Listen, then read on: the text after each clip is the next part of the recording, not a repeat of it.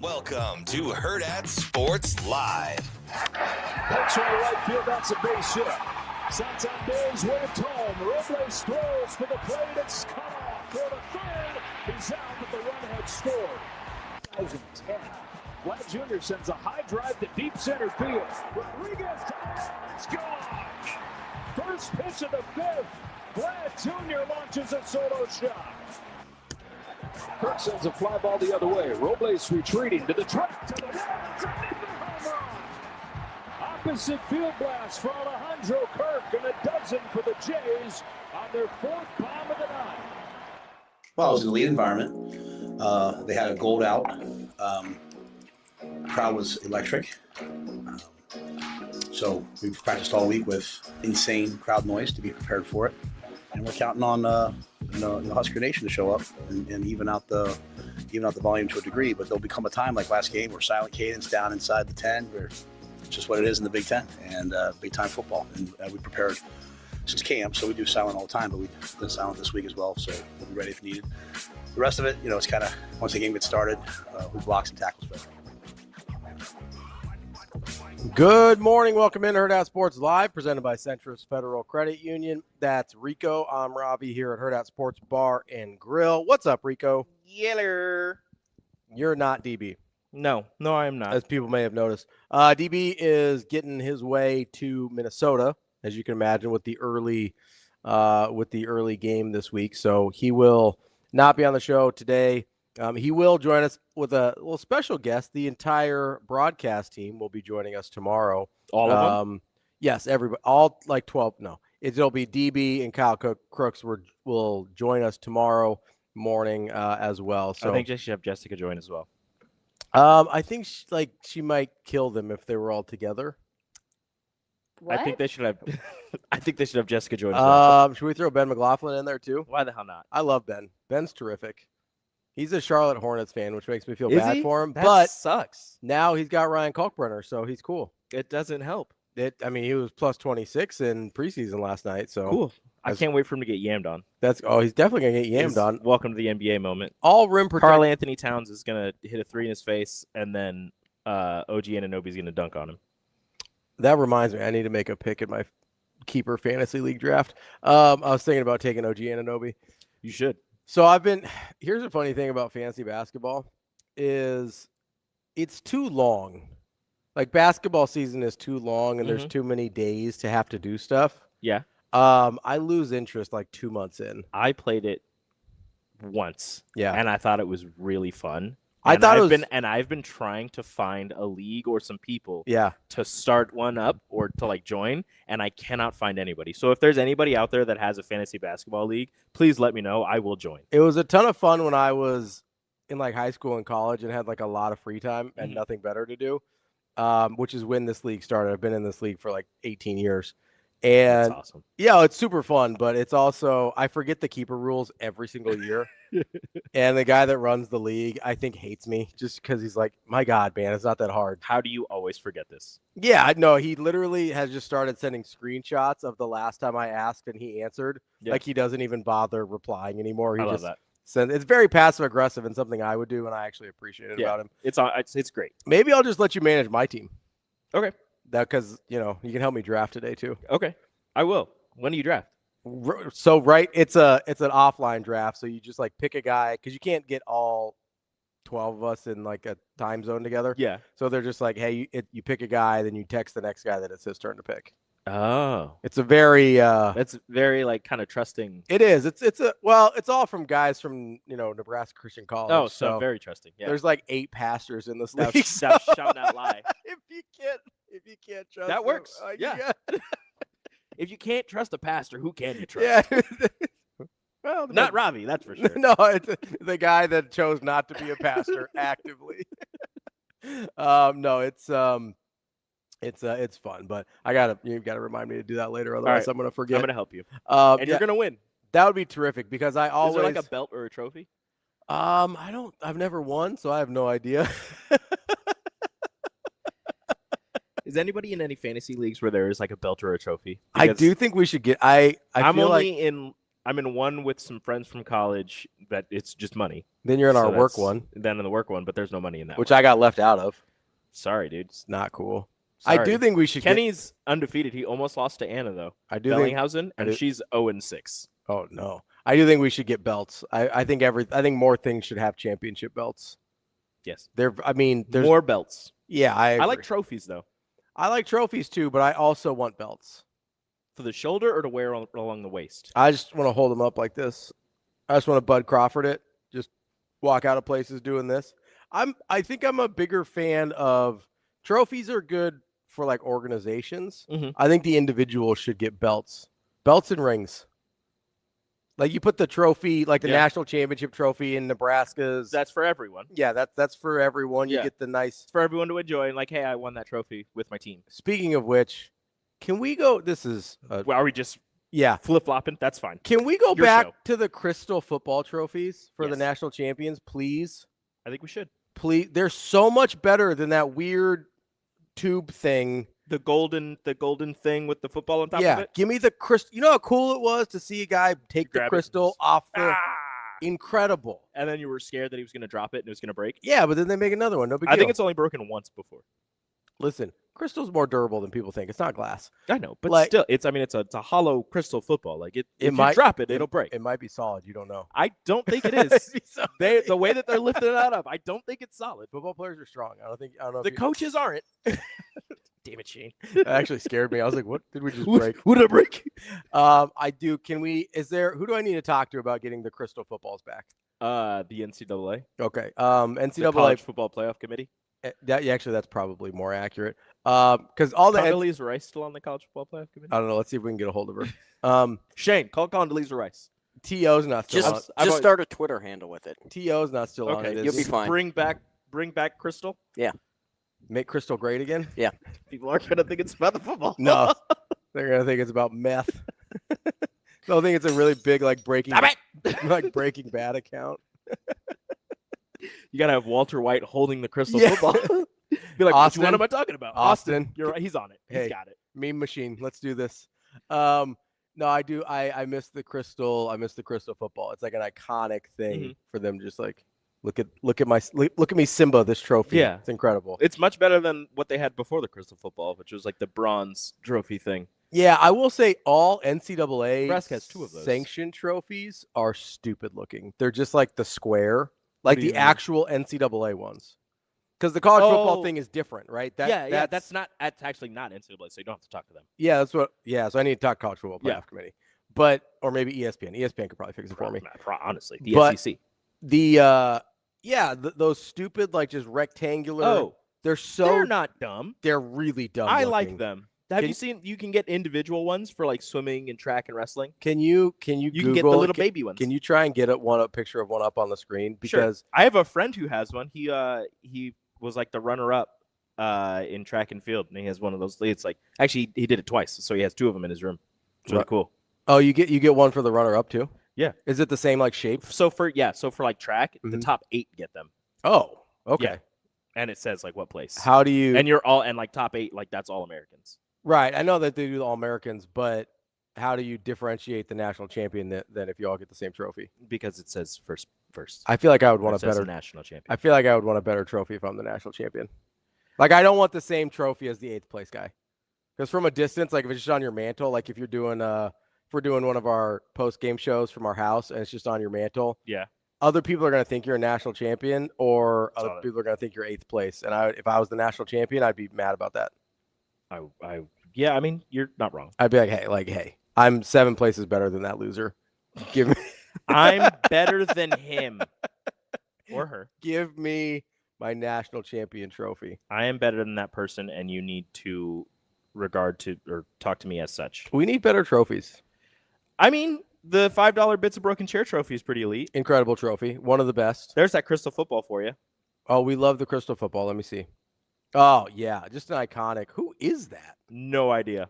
Austin. Is that Walter White? Because that looks like Nick Saban. Is it Nick Saban like mixed with Walter White? But it also looks like he's wearing the Jim Tressel. It's not a sweater vest, but it's a full sweater. Yeah. But it's the Jim Tressel design. Kobe says Ravi's a huge crystal fan. Crystal trophies only. He says that is Walter Saban or Nick White.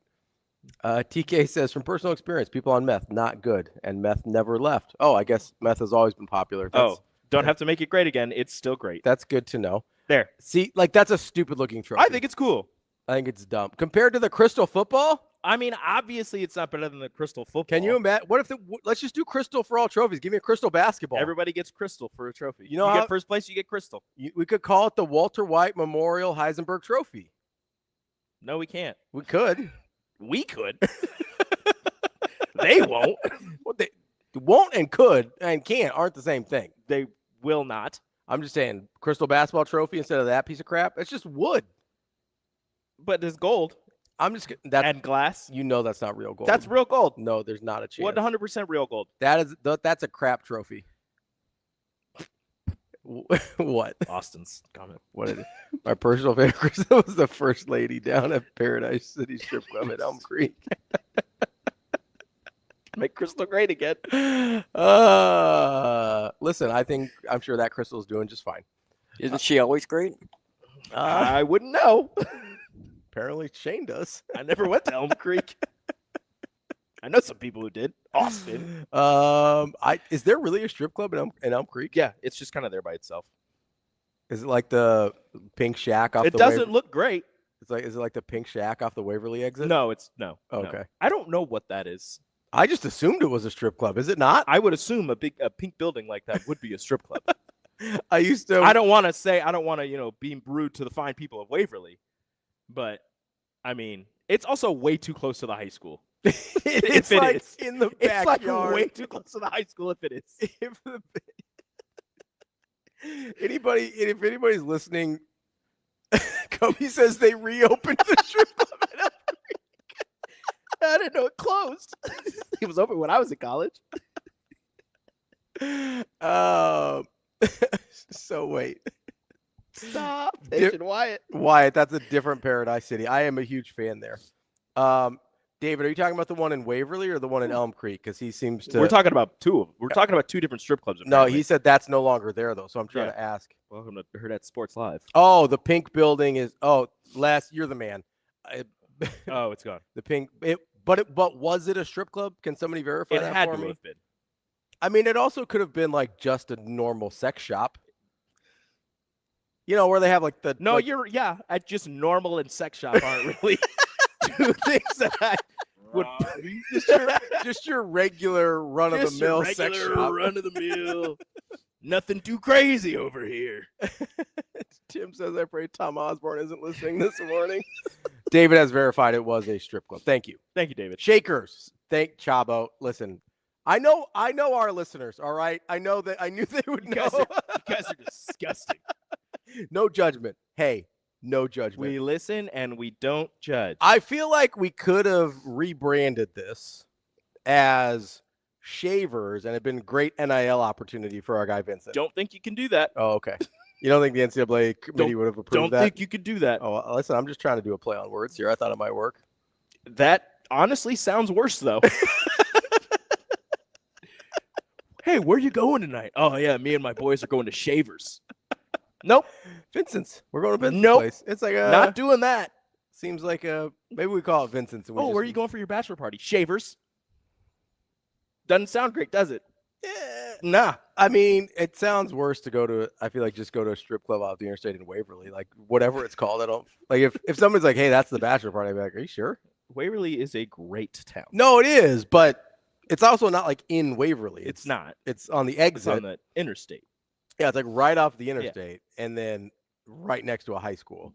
It's so weird. Feels problematic. Very. Must have gotten grandfathered into the zoning laws. They built the high school, and they're like, "But this is here," and they're like, "That'll be fine." I'm sure no high schoolers are gonna be like, "Hey, what's that building over there?" Yeah, like that's a pink building over there. Wonder what that is. That's funny. Don't worry about it. You tell a high schooler not to worry about it, they're gonna worry about it. Oh, apparently Shakers was long gone before Shavers got to Lincoln. The building was there stayed up though for a while, didn't it? Reopen it. I mean, the building's gone now, apparently. TK's right. There are degenerates in this chat. Lonnie says been closed for years. Okay. David says it was an eyesore. I mean, listen, it was a pink building. I'm proud of Yeah, all these people for knowing so much. About I this actually thing. am. Like, I know our people. All right. I don't. I know our people. I'm still slightly new here. I haven't been here a full year. Asian Wyatt says, since Rural listens, I can't wait for him to suddenly bring up this in the next press conference. My strip club is still open. Yeah. I hope he's getting ready for the trip this morning. I hope Rule brings this up to DB. Like, so you were off the show, and 5 minutes in, they're talking about strip clubs. I don't even know how. Oh, Crystal, has that sound? Crystal. This is Austin's fault. Isn't it always? Yeah, almost always. I would say I would like to go back to Crystal trophies. Okay. That's all. I don't disagree with that. That's where this started. What is the best trophy in sports? Well, Because I know that a lot of people are going to say the Stanley Cup. the Stanley Cup is iconic. It's solid. It's better. It honestly is probably it's top 2. It's better than solid. It is iconic. Yeah. It is honestly the ability to drink things out of Out of a trophy? like It's, that. it's number one. I mean, what would you have as number one then? I think it is number one. The World Cup trophy. I just like it better. It just looks cooler. The World Cup trophy? Yeah, I don't know. I think that trophy I sucks. think Like it's the pretty- weird hands I holding the think it's ball. really- I think it's really cool. Oh, the crown, obviously. Thank you, Austin. How did I know that was going to get put up in here? That actually is You can wear it. that actually is not a bad trophy. And if I can actually wear it, like If you can eat out of it or put it on, it's a solid trophy. that's why I want belts. Actually, I lied. I'm sorry, Shane. I'm sorry to disrespect you. It is not the World Cup trophy, but the Stanley Cup is not the best. It's the Pop-Tarts Bowl trophy. the Pop-Tarts Bowl trophy is legit. It's a legit toaster. That never happened. I hate you, Austin. That never happened. Kalkbrenner never held the crown. What does the Indy 500 trophy look like, David? I don't know. It's a bottle of milk. No, I think there's an actual trophy. No, isn't they there? drink milk and they kiss bricks. I know they have like the wreath. They get the they get a NASCAR trophies don't count. well, Indy's famously not NASCAR. I know it's not Indy or it's not NASCAR, but I'm just letting that be known. Kobe says tennis trophies suck. They're all serving platters. That's second place trophies. The first place trophies are actual trophies, and they are pretty cool looking. They're very old school looking. Mhm. They're like how you picture an old school trophy, and they're pretty large. The second place does get like the a old the handle. yeah, like the handles, Okay. and you hold it up, which I think is maybe the IndyCar trophy too. Just bigger. Yeah, but Kobe's Has right. the faces of the winners. So like the Stanley Cup has the names of the teams. Oh, That one has the. How do you put the faces? I don't think I like that. That's terrifying. I Actually, don't think I like that. I gotta look it up now. I do think the second place tennis trophies are just platters though, and it's like, am I supposed to serve charcuterie on this? What's happening here? Oh no, I don't like that. Let me see. It's bumpy because it's people's faces. Oh, that's horrifying. I don't like that. I will say the Heisman's pretty good. The Heisman, I know it's not like a championship trophy, but the Heisman trophy is legit. So I want to know how heavy it actually is. Like they always tell you, oh, it's it's really heavy. It's however many pounds. I'm like not gonna pay attention. I don't care about that. But I want to like try to pick one up because every once in a while you'll see a player like go to grab it and they go to pick it up like, oh, wait a minute. That is heavy. And then they like brace themselves. Like when Devontae Smith won. He was like, yeah, "Oh," and then he got it. yeah. Devontae Smith. He didn't hold it up for very long. He's a little guy. He's a little guy. So we've had a couple golf ones in here. The Masters. Oh, that's just a building. That's just a building. Yeah, it's just the building. They give you a building. I don't like that. No, Somebody said Cleric Jug. There it is. Claret Jug. Oh, Claret Jug's a good trophy. The Nebraska State Championship trophy is elite. It actually is. I like that it's the picture. I like that it's the state. My own. And that it's the. Do they still do the sport like the people statues in front of it for whatever sport it is? They used to. I don't know if they still do. Dang. That was a That nice was touch. what made it better. I also very much appreciate the. I wish that the second place trophy didn't look almost identical. I have a hard time. That it just says runner up on the bottom. Yes, I have a hard time when the losers get the same trophy as the winner. Mm. I need them to know they lost. How do you? I need you to know that you lost. Like if in like 30. Like, do you want the trophy to be like 3 times smaller? No, it just can't look the same. Like as much as Kobe was hating on the tennis trophies, like if you get the plate instead of the jug, like you lost. Yeah. Like that's very clear. How many plates do you have in your house? So many plates. Not a lot of jugs. Not a lot of jugs. All plates. All plates, no jugs. That's Ravi. Just hand out giant cardboard checks. This isn't Happy Gilmore. It's not. Happy learned how to putt. Yeah, I'm just saying. You don't just get the giant novelty checks. And then you just hold it in your car. Yeah, you just put them in your car. It's fine. There are some cool. Asian Y brings up a good point. There are some cool like game trophies, rivalry trophies. I already know the best one. The $5 The $5 bits of broken chair trophy. Which, by the way, and we're not getting paid for this, but we love Team Jack, so we're gonna do it anyway. What's the website, Rico? Can you look that up for me? Because every year, and I'm sure you guys are aware, but we're in a dead heat with Minnesota fans with their favorite charity, Team 4-1, I believe, which I'm sure is a terrific charity. It is. And the rest of the year, you should gladly support them. For the rest of this week, I need you to beat them mercilessly. Not the actual charity, just in the donation giving. BrokenChairTrophy.com. Yeah, BrokenChairTrophy.com. Go there. It goes until game time, I believe, like all the way up until kickoff. So you've got about 36 more hours to go and beat. Do we have an update on? Oh, the update? I'll look it up. But there's the trophy on the screen right now. And it's glorious in all of its beautiful wonder. You can actually often see this trophy, the actual legitimate trophy, at Hurrdat Sports Bar and Grill. Like, we keep it here sometimes. I know the person who built it. Do you? I do. He worked in a coffee shop in Lincoln. Oh, look at him. Shout out to Luke.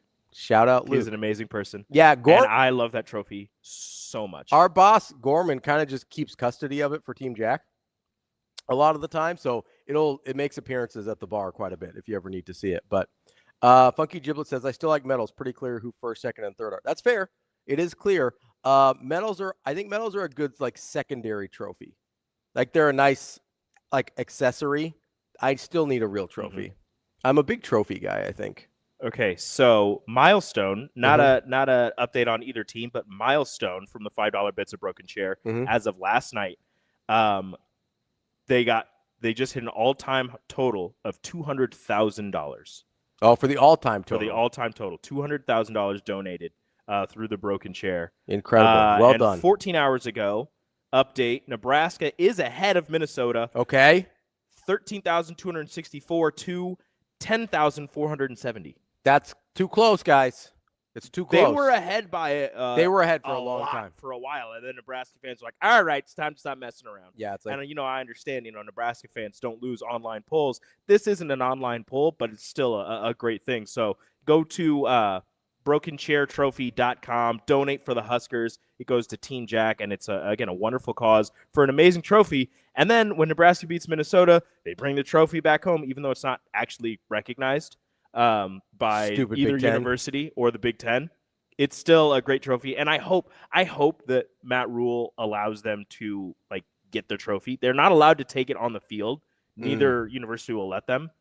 But for like the first 2 years, they actually did. It was on the field. Yeah, and like Mike Riley, like they handed it to Mike Riley, and he like handed it to his team, and they were celebrating. Then Minnesota won it, and then I think Nebraska won it like 2 years later, and they couldn't find it. So actually, the original broken chair trophy, nobody knows where it is. Disappeared like somewhere. the OG, the very first one. Yeah, nobody knows where it is.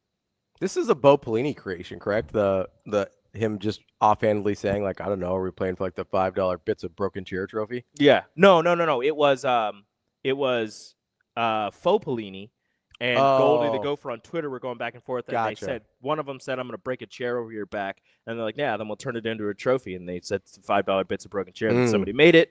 And then it kind of became official. Sometimes I forget that Bo Pelini and faux Pelini are not the same person. No, they are not. Famously. They could be. We think.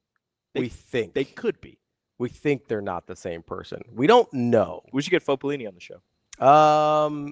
If you can track him down, we'll talk to him. I'll do my best. You see what you can do.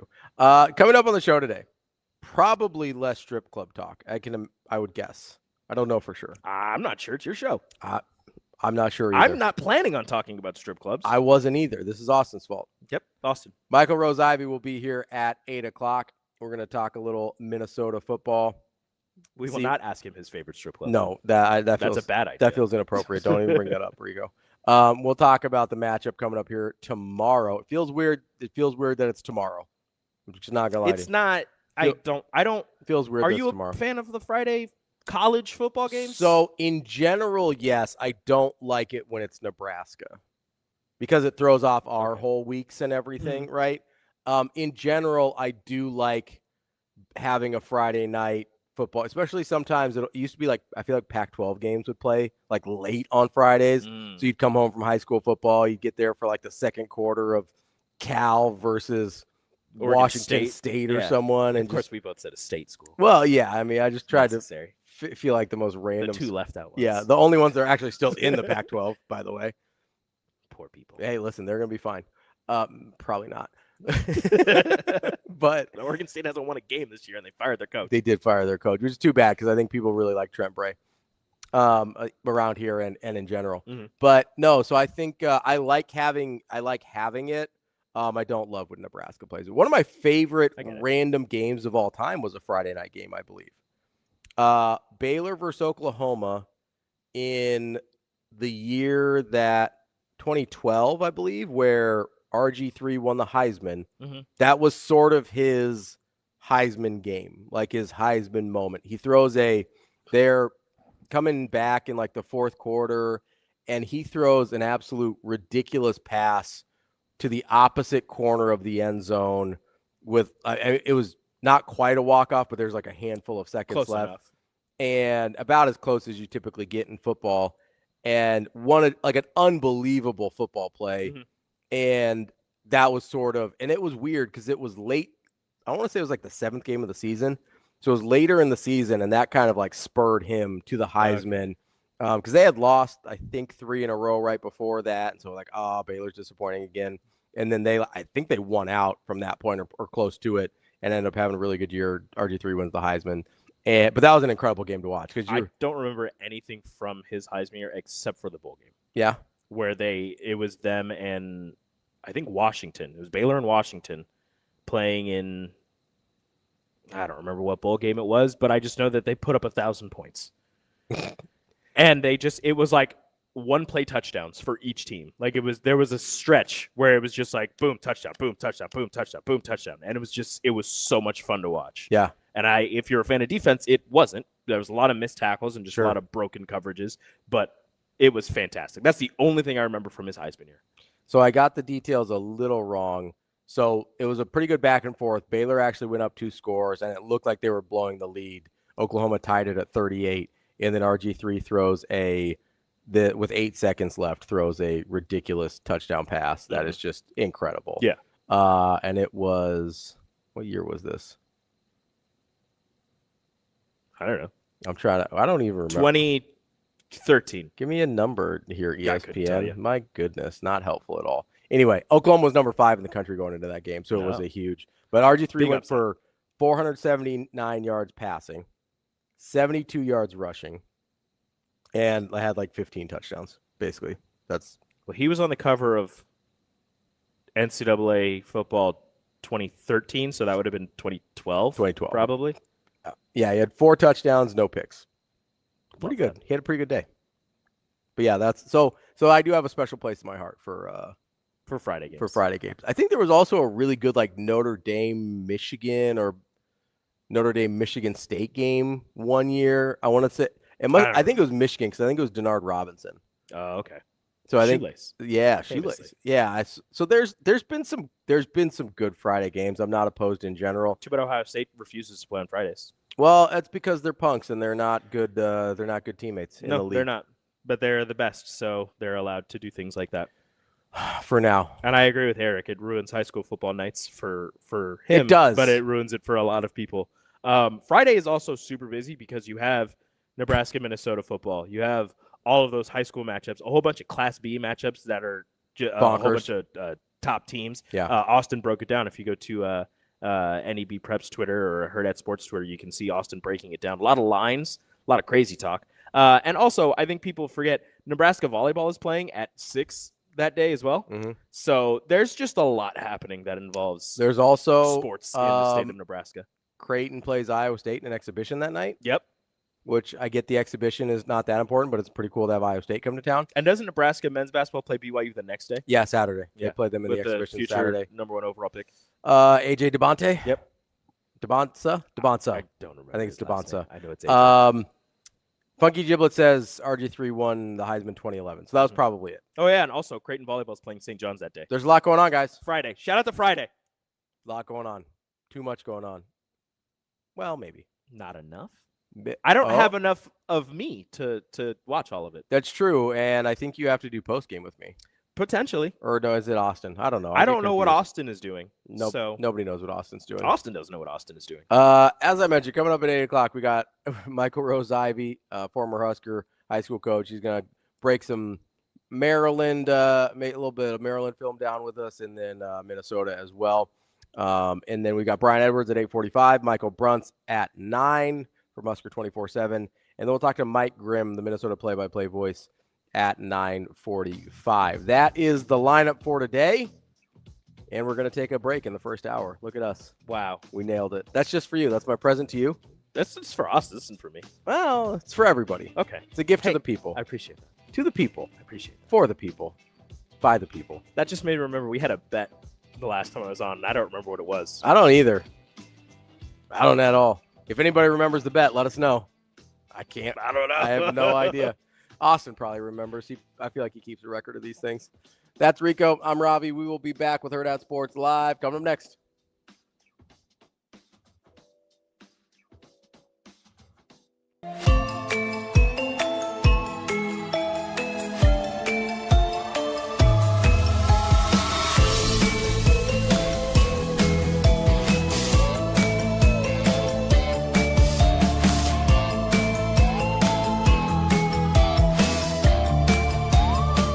Well, it was an elite environment. They had a gold out. The crowd was electric. So we've practiced all week with insane crowd noise to be prepared for it, and we're counting on Husker Nation to show up and even out the volume to a degree. But there'll become a time like last game where silent cadence down inside the 10. Where it's just what it is in the Big Ten and big time football. And we prepared since camp, so we do silent all the time. But we've done silent this week as well, so we'll be ready if needed. The rest of it, it's kind of once the game gets started, who blocks and tackles better. Very excited. He's a guy that could easily be a captain for us based on the voting, and so he'll be a captain next year. So just excited for him to have a chance to go back home, play in front of those people. I think our Friday walkthrough will be at his high school, which I think is really cool. And my only thing to him has been just keep it football. Don't get too high, don't get too low. Stay neutral and just play each play the way Emmett's capable of. And if you look at the last two games, when it comes to carries with all of our backs, not scrambles and things like that, but carries, we're averaging 7.1 yards a carry versus an excellent run defense. So we'll need Emmett to be at his best.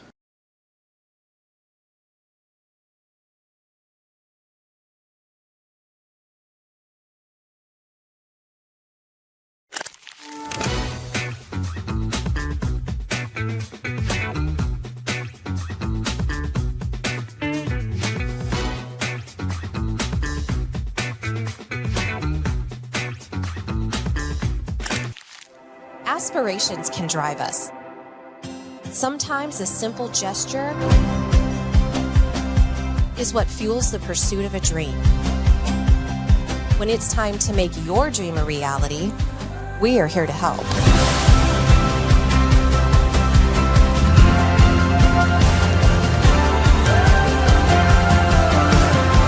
Centris Federal Credit Union. We are where you are.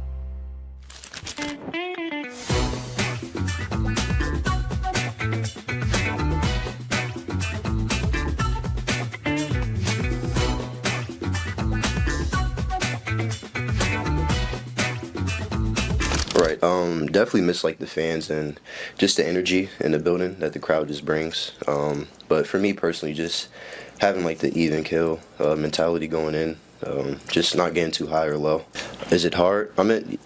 Yeah, I'm at BYU. This is a great opportunity for us, so it's just a lot of emotions, a lot of excitement. But I think once tip-off is going on, then we'll be good. And no doubt, just it doesn't count, so it's just, we could just go out there and just play like, carefree, play confident, and just, it's the first game, so we can just learn a lot, see where we're at, and we just build off that.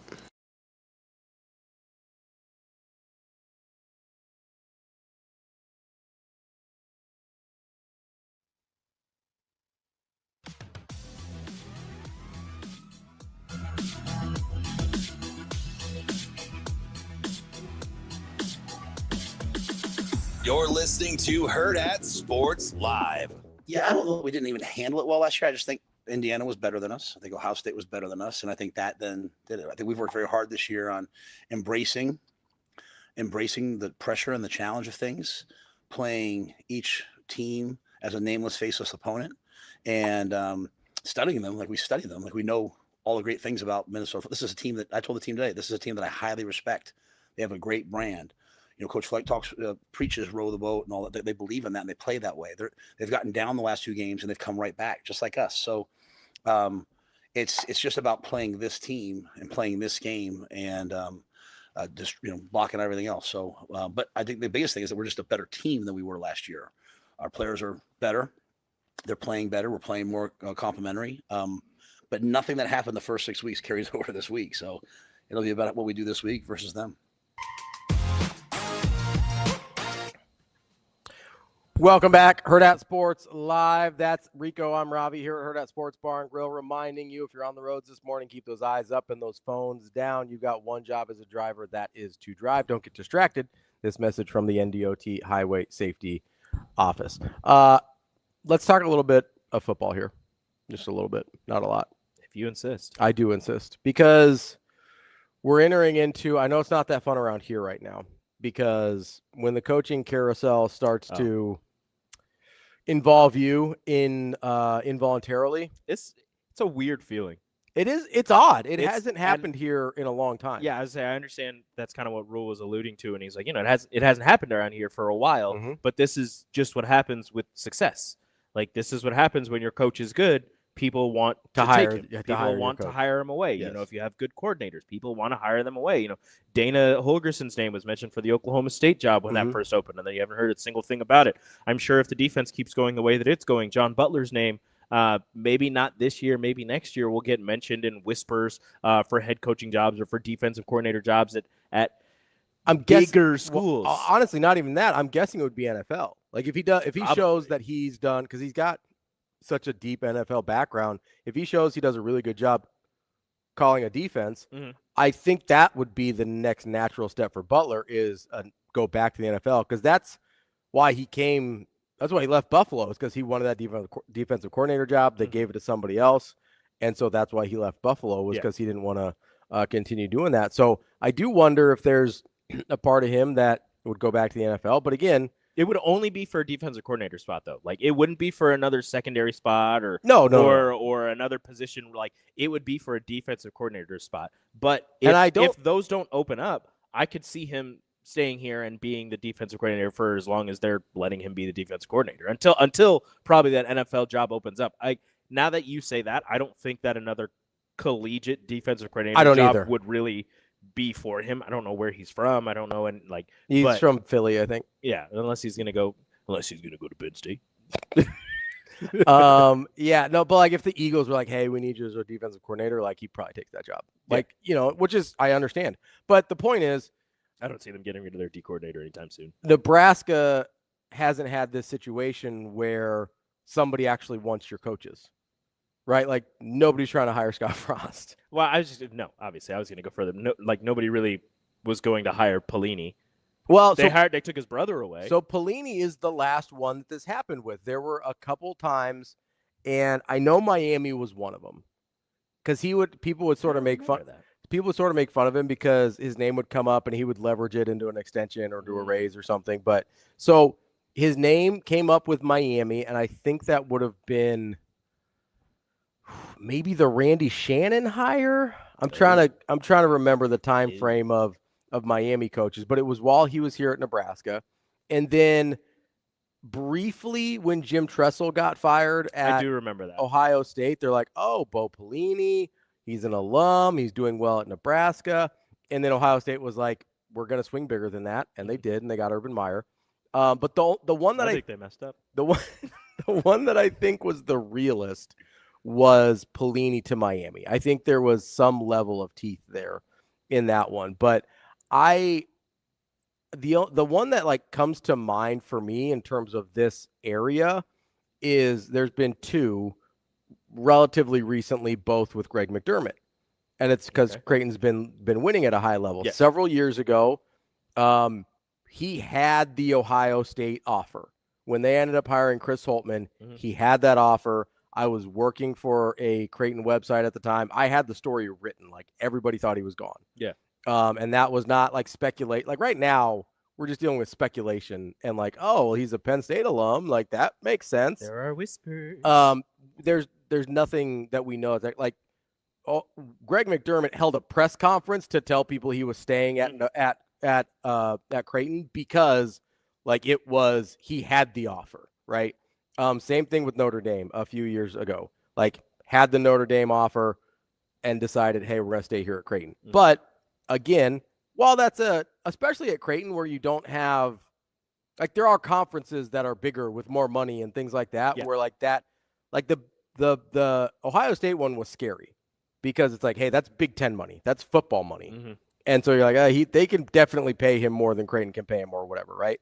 But that's the only one recently, because it's not like Nebraska volleyball is such a good job. Nobody's leaving that job for another job. I was about to say, like, who is the last Nebraska, just all the sports, who is the last Nebraska head coach, you can even drop it down to assistants, to get hired away somewhere else? I know that there's been some assistants, but like head coaching wise, I can't think of anybody who's been. Dave Van Horn. Oh, yeah.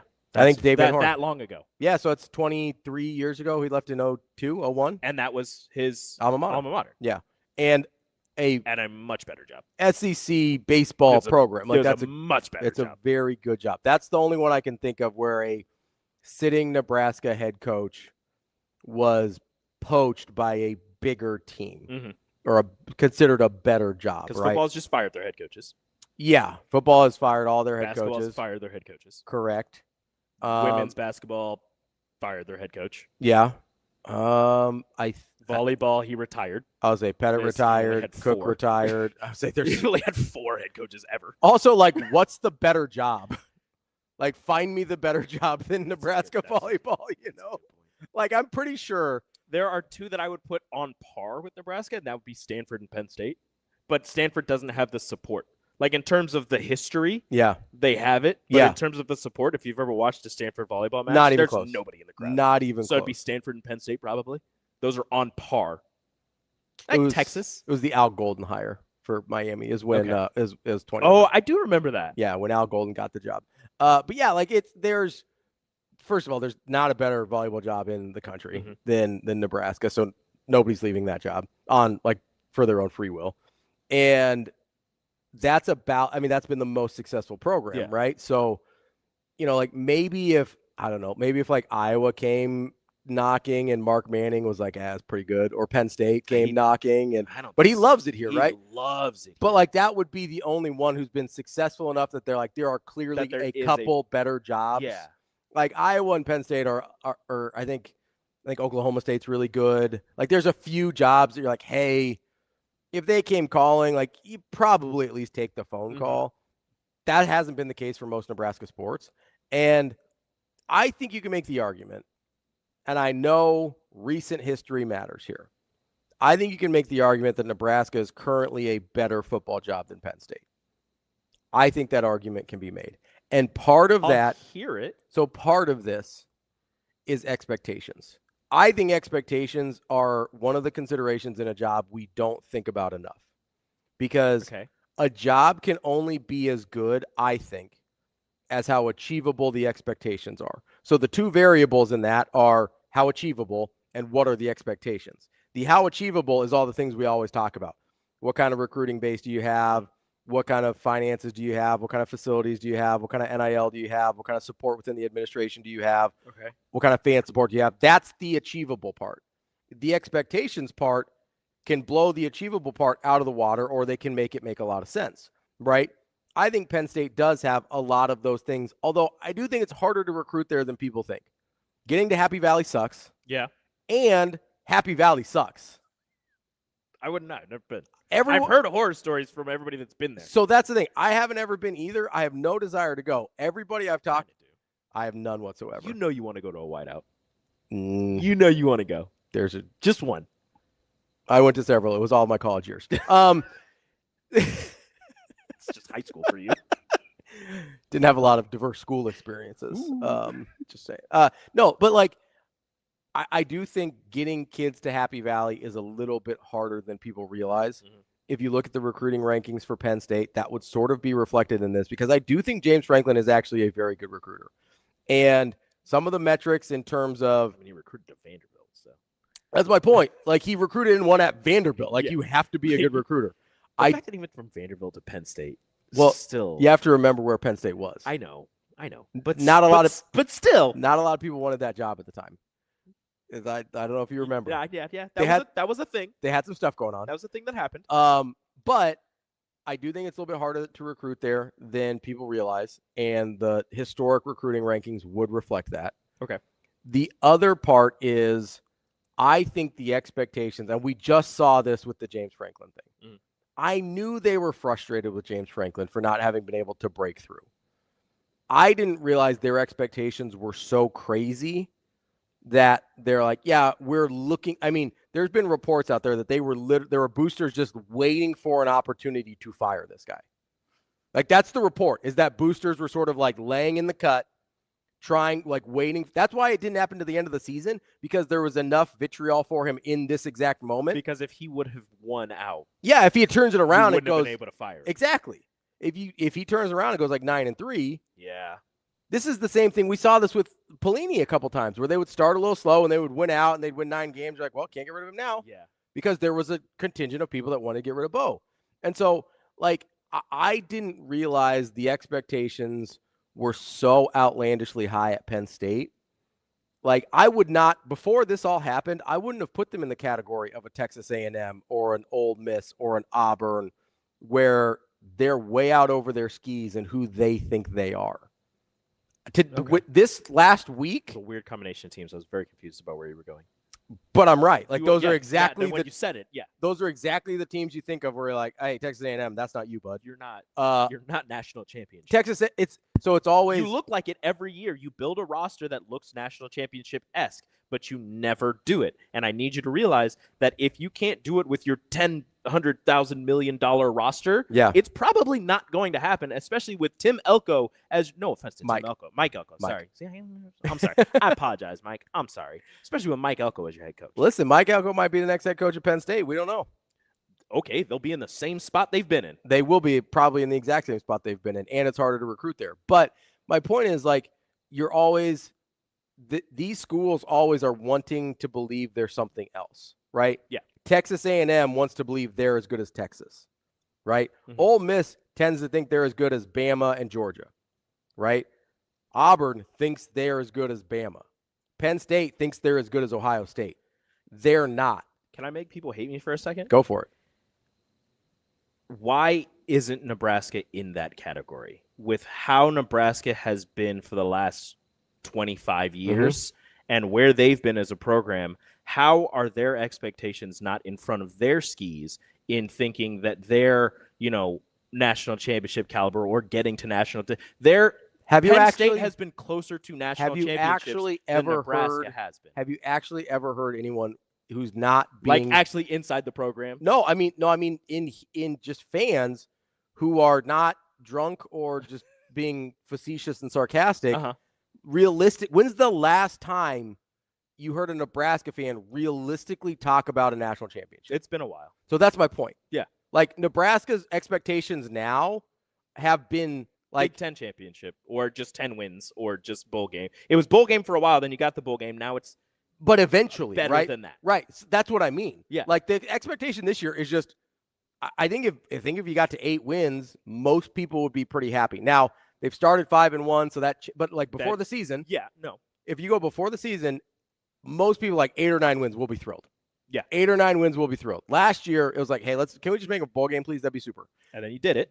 This year, like, listen, they want progress for sure, and there will be a point where Nebraska will say, hey, we want to be nationally relevant again. And I think that's realistic for Nebraska because nationally relevant to me is where Penn State is right now. Mm-hmm. Nebraska can get to where Penn State is right now, I think, without stretching too much. Because you go, okay. I mean, they've been a step lower than where Penn State is right now. They were there with Pelini. Yeah, but they weren't nationally relevant. Like with Pelini, they were national. They were in the top 25 most years. They were, but here's the difference. And this isn't Pelini's fault. There was no 12 or soon to be 16 team playoff. If you're in a 12 or 16 team playoff with what Pelini was doing, that probably buys him a lot of extra time. Because you'd be in the playoff several times under Pelini, I would think. They would have been in the playoff more often than not under Pelini. I think it not more often than not because they were 9-3 a lot going into the end, and that doesn't get you in a lot. Like it gets you in some years. Yeah, historically it would have. So I think he can do that. I think like half the time. It would have been a few times. Yeah, there would have been a few times under Pelini's era that now 16. They would have been in more often than not. 12, it's probably a little less than 50%, right? So you sit here and go, okay, if Pelini's consistently making college football playoff, yes, there would be some frustration, especially if they're getting blown out once they get there in the first round every year, right? Then there would be some frustration mount at some point, and you have to say, hey, can we do better than this? We don't know, like that's what happened with Solich. I get that. We don't know what that case would be now. But Penn State didn't get blown out in the playoff. They won 2 playoff games last year. Yeah. They won 2 They were in the national semifinal, and they were a play away. They were literally a play away from playing for a national championship instead of Notre Dame. I don't understand it. Right? And so you sit here and you go, okay. And they've been, I've said this a lot, 34 wins in 3 years. 34 wins in the previous 3 years for Penn State. Mm-hmm. It's always one win. It's one game, really, every single year for Penn State. I understand that there's his record against top 25 teams and this and that, but he's also not. He's not getting blown out. No, he's beating the teams he's supposed to beat, which is all anybody asks for from a head coach. Which is he's in the games, which is basically everybody but Ohio State. Then he's in the games with higher ranked teams or teams that are closely ranked or close to the same level as them every single time. Like you said, they're not getting blown out under Franklin. No, or they weren't getting blown out under Franklin. So it's just extremely confusing as to why Penn State decided to do that. And I guess you're saying that the boosters, the whispers of trying to get rid of them. That's what the reports are. The reports are coming out yesterday. Well, to their defense, though, this is the first time they've been there because they've only had how many coaches in the last, 30 years? I mean, they had 3. They had 4 in like a 5-year period. And they haven't. And before that, were they in this situation to where they were winning this many games? So they had a drought. So that's the other thing is under Paterno, they were good at the very end. He won 11, I think it's 11-11. I think it's 11-9, 11, and then he was 8-1 the year he got fired when the Sandusky stuff broke. Mm-hmm.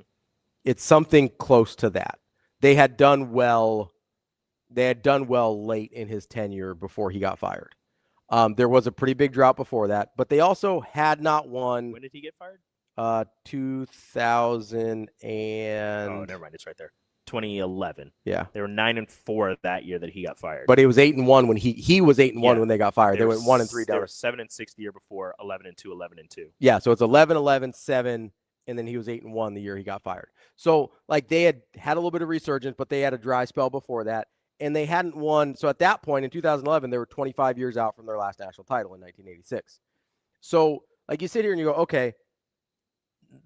Penn State has not been that program in terms of an Ohio State level program probably since the 80s. Mm-hmm. I think that's fair. Nebraska hasn't been an Ohio State level program since the 90s. That's also fair.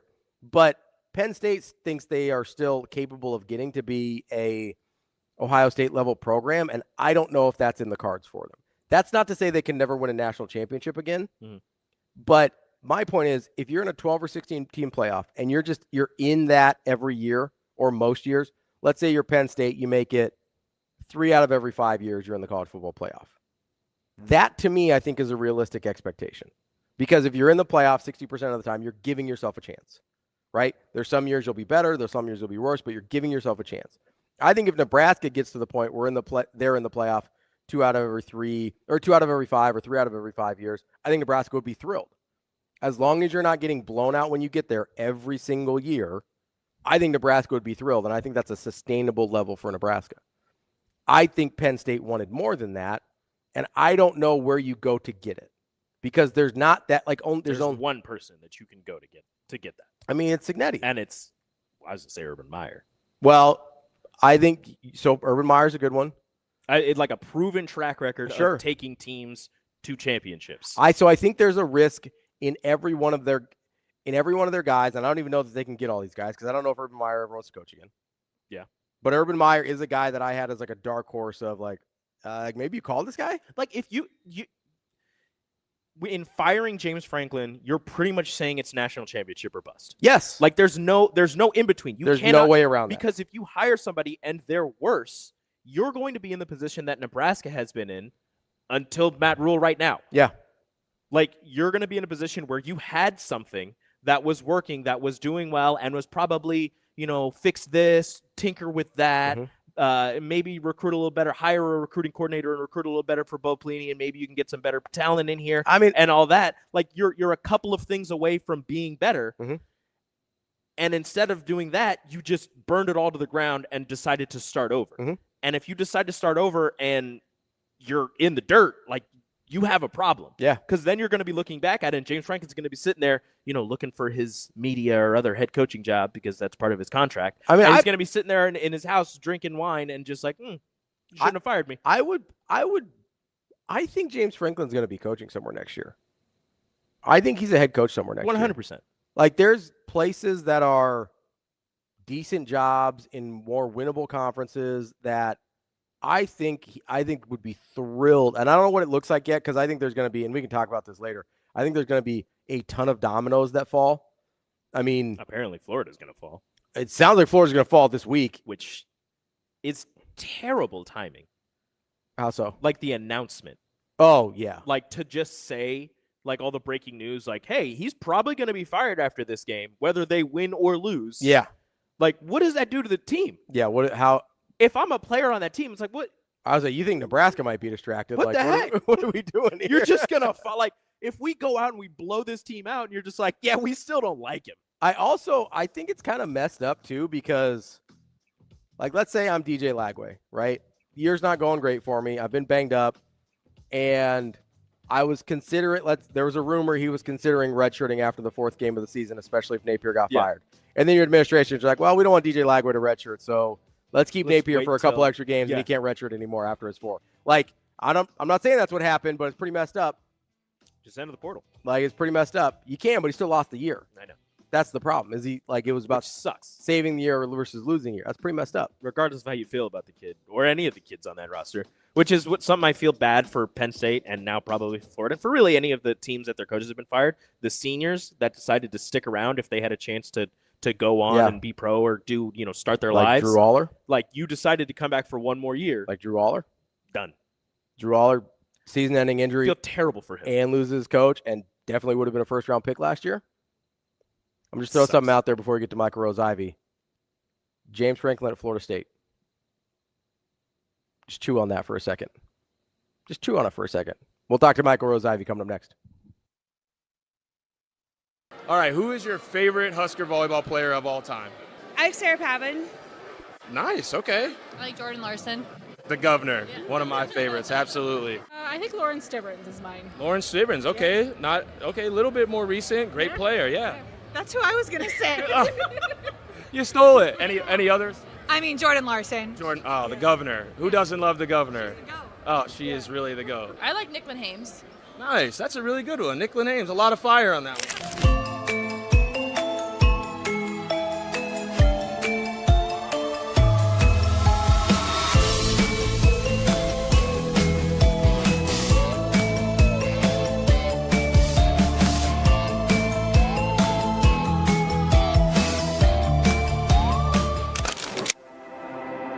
A successful financial future is built one coin at a time. Whether you're just starting out or a seasoned saver, we've got the financial resources and team of experts who will be with you every step of the way. Centris Federal Credit Union. We are where you are.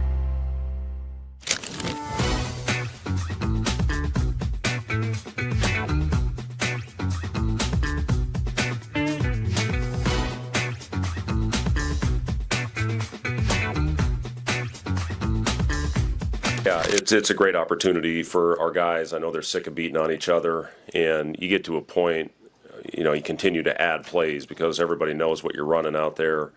So, just get the opportunity to play in, a fresh situation. We had the change of scenery getting into PBA the previous week was great for our guys as well, just to get them out of, Hendricks. We're very fortunate. We have one of the best practice facilities in the country, but just to get the opportunity to get into the arena and see it and, smell it, see the new scoreboard, the horn's different, just everything about being in there. And now we get to play. So, right into the fire. You get a top 10 team. I think I saw the preseason poll. BYU's 8th. I think that's too low for them with watching their personnel. And, I've known Kevin, and I think he does a terrific job coming off a great season. Saunders, first team all league a year ago. And, just a tough kid who can really shoot the ball. What they've added, obviously, with the Bansa, going to most likely be the number 1 pick in the draft.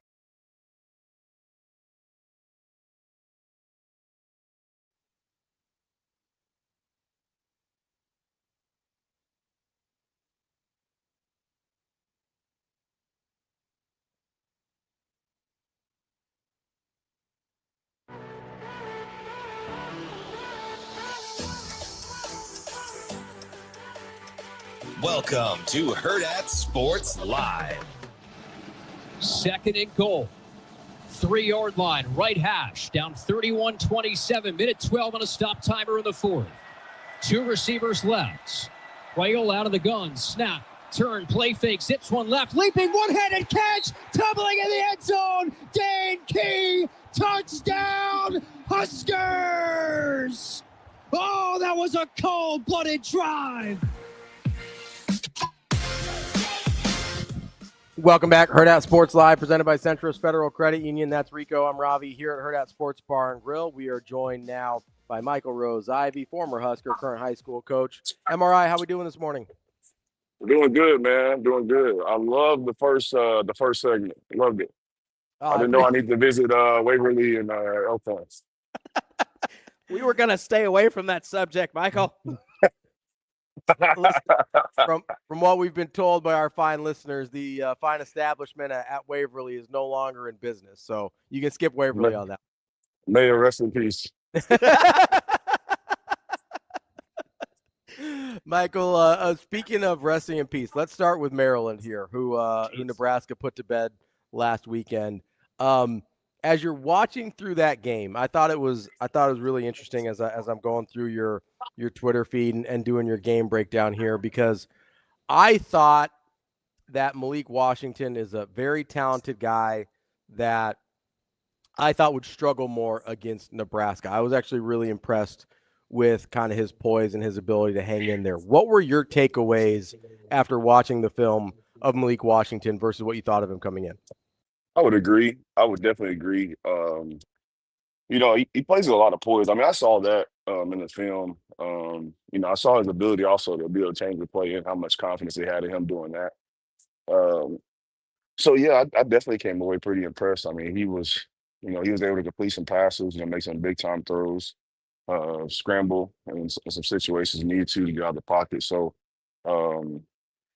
I think that Nebraska's been fortunate, right, to be able to play against some good quarterbacks, and that's good for the experience. Not only the secondary, the linebackers, but also the D line.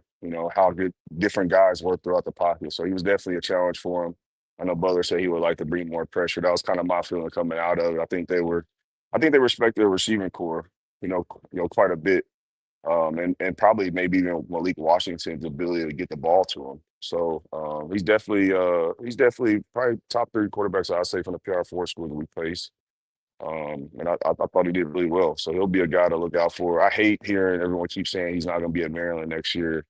Like, it's the same people that complain about college football and where it's going, but then say stuff like that. That's the stuff that it kind of irritates you about kind of the thing around him. But I hope he stays in Maryland. I hope he stays locked in with Loxley and Pep Hamilton. Two guys that obviously know how to run offenses and develop quarterbacks. So I hope they get the opportunity to develop them and they continue to do well. From one quarterback to the other, talking about Dylan Raiola and his kind of comeback from the 3 interceptions, 2 of them being really bad interceptions. What did you make out of his poise to come back and have that game-winning drive for Nebraska after having those interceptions? I mean, I think we saw who he really was, in that last drive. Someone who's poised, has command of offense, can lead those type of drive. I mean, he's been doing that all year. We've seen the stat floating around, of his his last drive versus P14. And, he's been exceptionally well, done exceptionally well. So I think that was the version of him we all want to see and want to continue to see more and elevate. But I think those interceptions, obviously, 2 of them not as clean of a look, whether it be the receivers, what they were supposed to do or what his read was, definitely didn't look good. It was good to see that, they stuck with him, right? And obviously not only the coaches sticking with him, but the players wanting Raiola to still be out there and be their guy. You kind of can see that sometimes with teams don't have a good culture. Backup does well the first 3 games and some garbage time, things start to get shaky and now you get the players kind of talking over to the backup quarterback, hey, be ready, you're talking about the come up type of thing. But I think Raiola has a good firm grasp of the leadership role on this team, and he's their guy. So to see him make those throws, he's been doing it in late game all year, but to see him make those throws after that performance he gave earlier on is definitely something that's should be celebrated, but also obviously won't be in that situation again. Michael, you've been in a lot of locker rooms, obviously, and played with some different quarterbacks. How impressive is it to you that not just in this game against Maryland, we saw it against Michigan State. If you look at Raiola's 4th quarter numbers across the course of the season, that's a time period where he really does step up. How, I guess, Nebraska has a very strange kind of combination in recent history with quarterbacks. So can you give some frame of reference for, I guess, how unusual that is for guys to be able to really elevate themselves, kind of more generally speaking, in the 4th quarter? Yeah, I mean, obviously, if we're players, right, we've seen some element of this in practice. You know what I mean? It's kind of like, no, I'm not even going to say it because I don't even want to reference 1-5 for the Chiefs. But in general, the same thing, guys saw with Raiola when he first stepped on campus. Like, you see kind of the poise they have, obviously the skill and athleticism and the throwing mechanics and all that stuff. But, right, how they carry themselves just around the locker room and things like that. I think Trey Taylor kind of has that same kind of, mentality where it's like guys will just want to follow him. And, Raiola, those guys, again, they've seen it. They've seen it in practice. They know it, right? So I think it's not anything a surprise to the players, right? Maybe to the fans. But the players and coaches, right, they've seen Raiola do spectacular stuff in practice, you know what I mean? And, it's just putting it out on game and being consistent with that type of performance. Michael, I wanted to get to the defense here for a second. I know that going into this, we didn't think that Maryland was going to run the ball very much or very successfully. Seemed like they had a little bit more of a commitment to it than anyone that I had talked to was expecting. As a defensive player or a defensive coach, how much can that kind of throw off your game plan if you're like, hey, this team just doesn't have any interest in running the football, which they had not shown at any point in the year, and then they come out and do try and establish that a little bit? Like, it looked like Nebraska was maybe not quite ready for them to try and run the football as much as they were. I wouldn't say quite ready. I mean, I just don't think maybe they executed in those situations maybe as well as they like. Because Butler came out in this last press conference. I mean, same thing this week. Like, team not interested in running the ball. I mean, they're more 50-50 offensively run pass, but haven't been efficient around the football. And so what do you expect them to do? They're going to run the football, right? So I think they're well aware that right now that's the point of emphasis for a lot of offenses coming into the game against them. So I don't want to necessarily always say people aren't prepared or don't say that, they maybe weren't ready for it. I'd say I'd rather put on they didn't execute.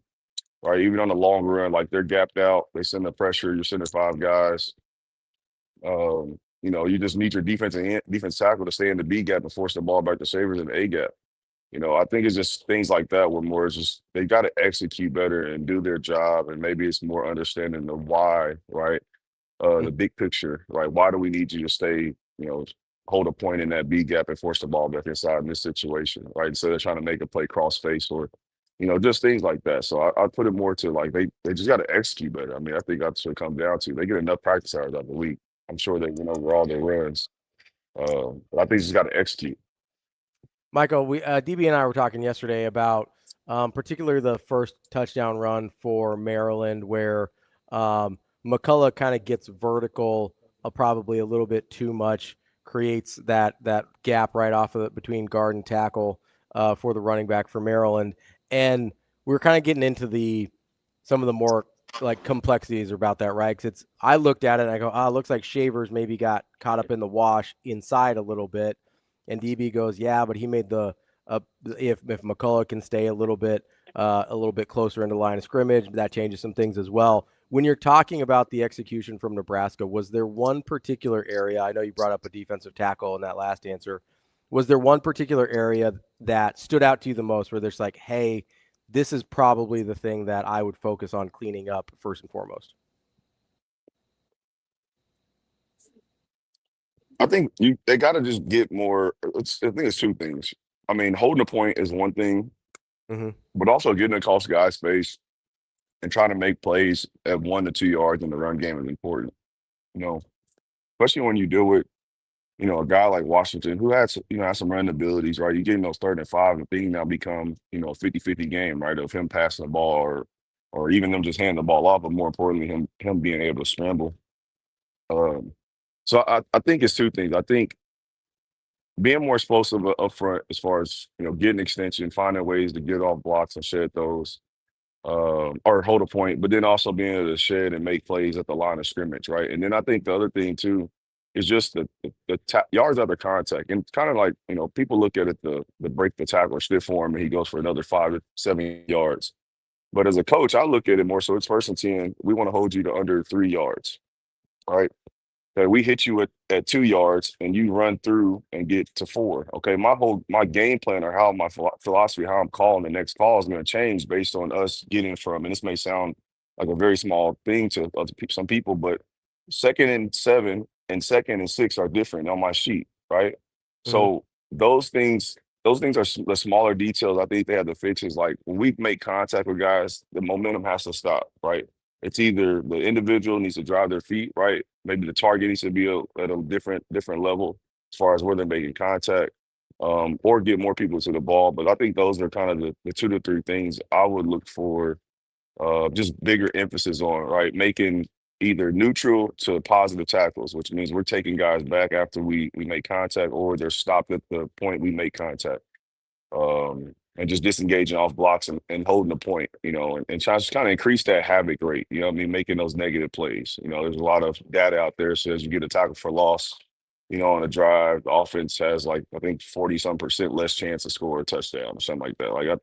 It's those type of things, right? And being efficient with your run defense and stopping them on 1st down is important, which I thought they did a good job of, for the most part situationally.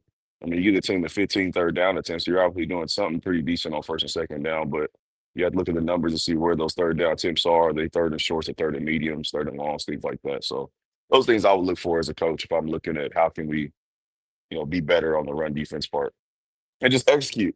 Just execute the call. Even with the McCullough, like while we're talking about the same play, even with the McCullough call, he gets up the field. I understand that. But we're in an under front to the boundary. Our D tackle's in the B gap. The ball get ran through the B gap. That's something, I would pull my hair out as a coach, and I have a fade. So those are the type of things that they got to clean up. Eliminate the big run. I mean, and don't allow the explosives. Kind of going on to Minnesota, Nebraska's next opponent that they play tomorrow. You've done your film breakdown on Twitter. Can you give us a little bit on what you see in Minnesota's quarterback and how his passing might be a little bit different than Malik Washington, what they've seen from quarterbacks that they've faced so far? Yes, I think this is the first time this year they don't have a mobile quarterback, so I think that helps them. Um, Not saying he's going to stand at one point, in the pocket. I think they're going to do some bootlegs and probably sprint outs, things like that. But he is not a running quarterback, right? Not at no point at all, right? So I think that works well for them, right? They can get to more less hybrid blitz packages on third down, right? So we don't have to have McCullough like spying like they did with Malik over the center and things like that. So we can kind of free him up. But I think Lindsey is a solid quarterback. Like I said in my Twitter breakdown, I think he's only completing 60% of his passes, but looking at the Rutgers, Purdue, and Cal, I think he's done a good job putting the ball where his receivers can get it. I don't know if his receivers are necessarily definitely not the best core I think we've seen, right? I don't think they do well separating and getting away from man coverage. But they're still quality guys, right? It's a Big Ten. But I think Lindsey, he's a good game manager. I think he's gonna put the ball in harm's way too often, right? He can make just about every throw, right? But may not have the velocity of some of the guys we've seen with Washington and Childs and some other people. So I think he'll provide a decent challenge, right? But I think him being stationary will help them be able to put more pressure on them than I think they did last week with Washington. So speaking of getting pressure on Lindsey, that interior of that Minnesota offensive line has given them some troubles over the course of the season. Is there, I know we saw early in the season Nebraska was kind of running a lot of stunts. It seemed like they were doing a little bit less of that the last couple of games. Is there something you'd like to see them do on their defensive line to try and take advantage of that? Or is it really just, hey, you got to beat the guy in front of you?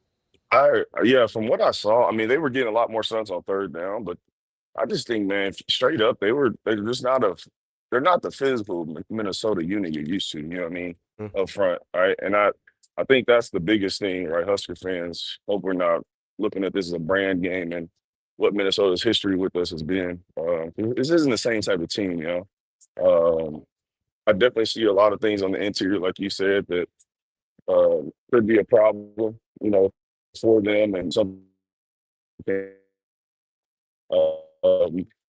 Also outside on the edge too, I think your right tackle, there's just some struggles there. He's been getting up quite a bit of pressure too in the games I've looked at. So I think third down you can always work games. You're going to get protections that you can take advantage of. But I say first and second down, if we can, run, let's straight good extension and play good gap sound football. Like I said, wreak havoc, get across the guy's face, and make tackles at the line of scrimmage or in the backfield. MRI, when you're, I've had this thought a couple times when you're talking about like defensive linemen making plays and things like that and getting off blocks. How much of that is just like, and this might be a very dumb question, but I don't know the answer, so I'm going to ask anyway. How much of defensive linemen getting off blocks and making plays and making those stops at kind of 1 to 2 yards like you're talking about, how much of that is coachable versus just has to be an individual effort thing for a defensive lineman? Because I don't, I think when we talk about that, I was like, oh, well, he's got to make a play or he's got to get off the block. Like, I don't think we always know what all that entails. Well, it's a lot of it's a lot of technique. I think the biggest thing, especially with me working with D-linemen a lot more in the last 3 years, a lot of guys are just coached like it's a power thing. Like you got to want it more or you just got to be stronger than the other guy, right? But there's a lot of things that go into, the hip power, the hip explosiveness, being able to get extension from the elbows, locking out, being able to find up. It's a lot of small things that go into that, half a second fight, right? Once the ball snapped, they're pretty much in a brawl once it goes. So a lot of that, I think, is some of it's skill set, some of it's mentality, just a relentless attitude, like, hey, I refuse to be blocked. But a lot of it, too, is technique. Like, you got to get you see how tight these jerseys are on offensive linemen? These guys, you see these guys in the locker room before games, they need 2 or 3 guys to put their jersey on and take it off. Like, it ain't easy grabbing that cloth, right? Yeah. And trying to get your hands consistently there. So it takes a lot. It's a lot of reps, right? And that's why I love training D-line, just because, there's a lot of minute things that go into it. And kind of change the mindset of, hey, it's not just a power thing or you got to want it more. Just kind of these old coaching cliches you just tell guys and just throw them up front because they're big. Well, there's a skill set there that's needed, but also a mentality that's needed as well to be relentless about, hey, I refuse to be blocked, right? And I'm not going to wait for someone to call holding, right? I'm going to work for that, you know, being relentless with my effort and relentless with my hands and being physical. So, you know, there is a lot that goes into it. Obviously, assignment and plays into that. You know what I mean? What's my job on the play? But at the end of the day, right, you got to be a physical guy. You got to be willing to put your hands on another man and move him to get where you want to go. So that's the biggest thing you want to see out of D-linemen, especially out of this young front. Just keep seeing that aggressiveness with their hands, aggressiveness with their hips, and keep building confidence and stopping the run. Now, keeping on the mentality shift and speaking on that is for the defense, for the linebackers and the defensive line and everything, what kind of mentality shift might there be for facing a more stationary quarterback as opposed to one that's going to want to get out of the pocket and create with his legs? How do you go about attacking somebody who wants to stay in the pocket and pick you apart with his arm? Interior pressure is going to be important. That's why you can't eliminate the stunts and stuff, because you want to still be able to work Design and Williams, you know, up under the middle, under those stunts and things like that. Those are two kind of chess pieces a little bit. So interior pressure will be important. You know, if they can get that from Judy and some other guys on the inside, that'd be great as well. And so it's not have to be always manufactured. But then also, I think as an edge guy, you know, your whole move arsenal is open, right? When you got a guy that's scrambling, you're kind of thinking, I'm control rushing, meaning I'm probably going to use a lot more speed to power, right? Because I want to make sure I control my guard, control my tackle, and eliminate scrimmage gaps, right? Which would be the B gap, right? So I'm keeping him in the pocket and outside. So when you got a guy that's stationary right now, you can use a little bit more of your finesse moves, right? You can work your edge moves because you know, right, he's going to be staying, you know, at least 5 to 7 yards back behind the center. So kind of change your mentality a little bit. I mean, you can get off the ball a little bit faster, less worried about where he's at in the pocket as you're rushing. So you can kind of just figure out what's my path, what's my plan, and run it, you know. So hope to see those guys kind of, you know, put their hand in the dirt and just get off the ball and go. That'd be the best thing for them. You know, let the secondary cover up the receivers. Like I said, I think, again, are a decent core, but I don't think they're the best we've seen. Michael, with the way that Nebraska likes to play man coverage, I know they threw a little bit more zone out last week than they had for most against Maryland. You think with that lack of mobility at quarterback, then they will, and like you mentioned with the receivers that kind of struggle to get open, you think that we'll see them go back primarily to that physical man-to-man we saw earlier in the year? Yeah, I expect to see them blitz 5-man pressures, probably uptick that more this week. Less cover 3. That was the most cover 3 I've seen, at least from the film. I don't have the full 22, but yeah, just kind of seeing the structure beforehand and seeing the corners, how they get out there, things like that. You kind of tell a little bit. That's the most cover 3 I've seen them run all year. And a lot of it was stemming from their cover 2 look, which makes sense to get a young quarterback trying to disguise coverage, easy shell with the 3 high to roll to cover 3 and roll to cover 2 and those things. But yeah, definitely, I would expect to see an uptick of 5-man pressures this week. A little more man coverage. You know, just and try to get after them. I think be aggressive. Again, I think there's been pressure allowed by the offensive line. I think that's when you can take advantage of it. That's our guy, Michael Rose-Ivey, former Husker. Michael, we appreciate the time as always. Great stuff. And real quick before you go, how do you think this game goes for Nebraska? Well, last week I wanted to say it was going to be a double-digit win, but you know I was proven wrong. So I'll be modest and say, you know, we'll beat the spread at least. Hey, you take away those 3 picks, that's a double-digit win pretty easy. I don't think we were as far off as maybe we thought. Nah, we weren't too far off. It'll be a good game, but again, it's another game that you will hope to see them take that next step, and you know it'll be a big red away game again in about a fourth quarter, and we're up, you know, a couple points, and you know, get some of our young guys some experience on the road. There we go. Michael, appreciate it as always. We'll talk to you next week. Enjoy the game. Yes, sir. Go Big Reds. That is Michael Rose-Ivey, former Husker and high school coach down there in Missouri. Great stuff from him. As all, you could tell he kind of wanted to say he thinks they might kick Minnesota's ass a little bit. Listen, he seemed really excited about the defense's possibilities of getting to Drake Lindsey. Yeah, I would be too. I think Listen, I said this with Nebraska kind of earlier in the season when, the offensive line was getting hammered and stuff like that. I was like, listen, A, it's not as bad as you think it is. B, if you're going to allow pressure, you want it to come from the outside, which is where it has basically always come for Nebraska. Yep. Guard, center guard, Latovsky, Evans, Spindler have been good for Nebraska. Not much pressure is coming up the middle on Dillon. That gives you a chance. The opposite of that is true for Minnesota. Guard, center guard for them has been a struggle. As Michael Rose-Ivey said, the right tackle also has not been ideal, which means he's either dealing with Nwaneri or he's dealing with McCullough, and neither one of those is going to be fun. That's going to be a bad day for my guy. Who would you rather deal with? I think I would rather deal with McCullough. Same. I was thinking the same. I don't want to be put on my ass. But not by I'd rather somebody run by me. But not by a lot. And Nwaneri also might run by. There is also that. It could be a really big game for your boy, Keanu Davis. Yeah. For Riley Van Poppel and Judy. Elijah Judy there in the middle. They need to make some hay in the middle. They got to take Because if you put pressure on the quarterback in the middle, you're going to force him to attempt to roll out to either side where Nwaneri, McCullough are going to be waiting for him.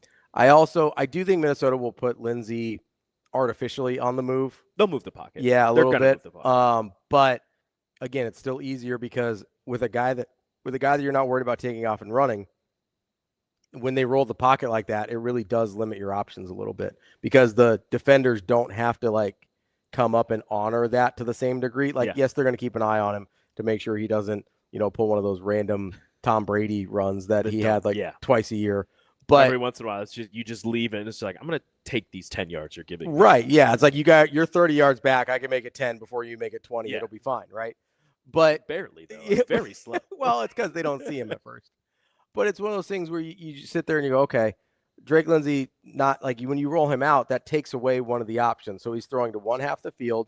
You don't have the run option to the same degree. So your defenders can play the receivers a little bit more honestly. Mm-hmm. That makes it, I do think it will help with the interior pressure, but that still has its own challenges if you're Minnesota. But I think this has to be I'm looking for my guy. I need this to be a big Keanu Davis game. This has got to be a multiple sack game for Nebraska's defense. Absolutely. Whether it comes from the defensive line or the linebackers, or hell, even if you want to blitz some of the secondary guys and mix them up in there a little bit. I'd love to see a couple Shavers blitzes. It would be really nice, and I'm fully expecting. Pride of Waverly. If I put the he's not.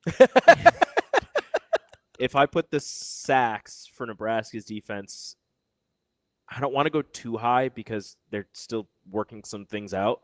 If I go 4.5, 3.5, 4.5. That's probably higher than I was thinking. 3.5? So I was thinking between. I wanted to go 2.5, but I feel like they'll get 2 pretty easily. So if you go 2.5, it's an easy over for me. If you go 3.5 is probably the right number. Yeah, 3.5 is probably the right number. I think 3 or 4 is probably the neighborhood you would want to be in if you're Nebraska in terms of putting pressure on him. I also think, and although John Butler doesn't like it, he doesn't just want pressure. He wants sacks. So I was going to say I do think what Butler said earlier this week about getting hits versus getting pressure is an important distinction because pressure is sort of subjective, right? Mm-hmm. There's some of the plays we talked about with Raiola where the pressure would count from the outside, but if he steps up the way he did a few times early against Michigan, I believe, or Michigan State. I think it's Michigan State. As he did a few times. No, he did not. As he did a few times against Michigan State, you go, okay, that's technically a pressure, but that's still a really clean look for my quarterback, right? Mm-hmm. So I do think the pressure versus the hits was a good distinction from our guy, JB. But either way, whatever you want to call it, I do think Nebraska needs to consistently be bothering Drake Lindsey. I didn't know how to word the question, but I wanted to ask MRI if there's some type of mentality where you're facing a team who isn't good at running the ball or statistically hasn't been good at running the ball.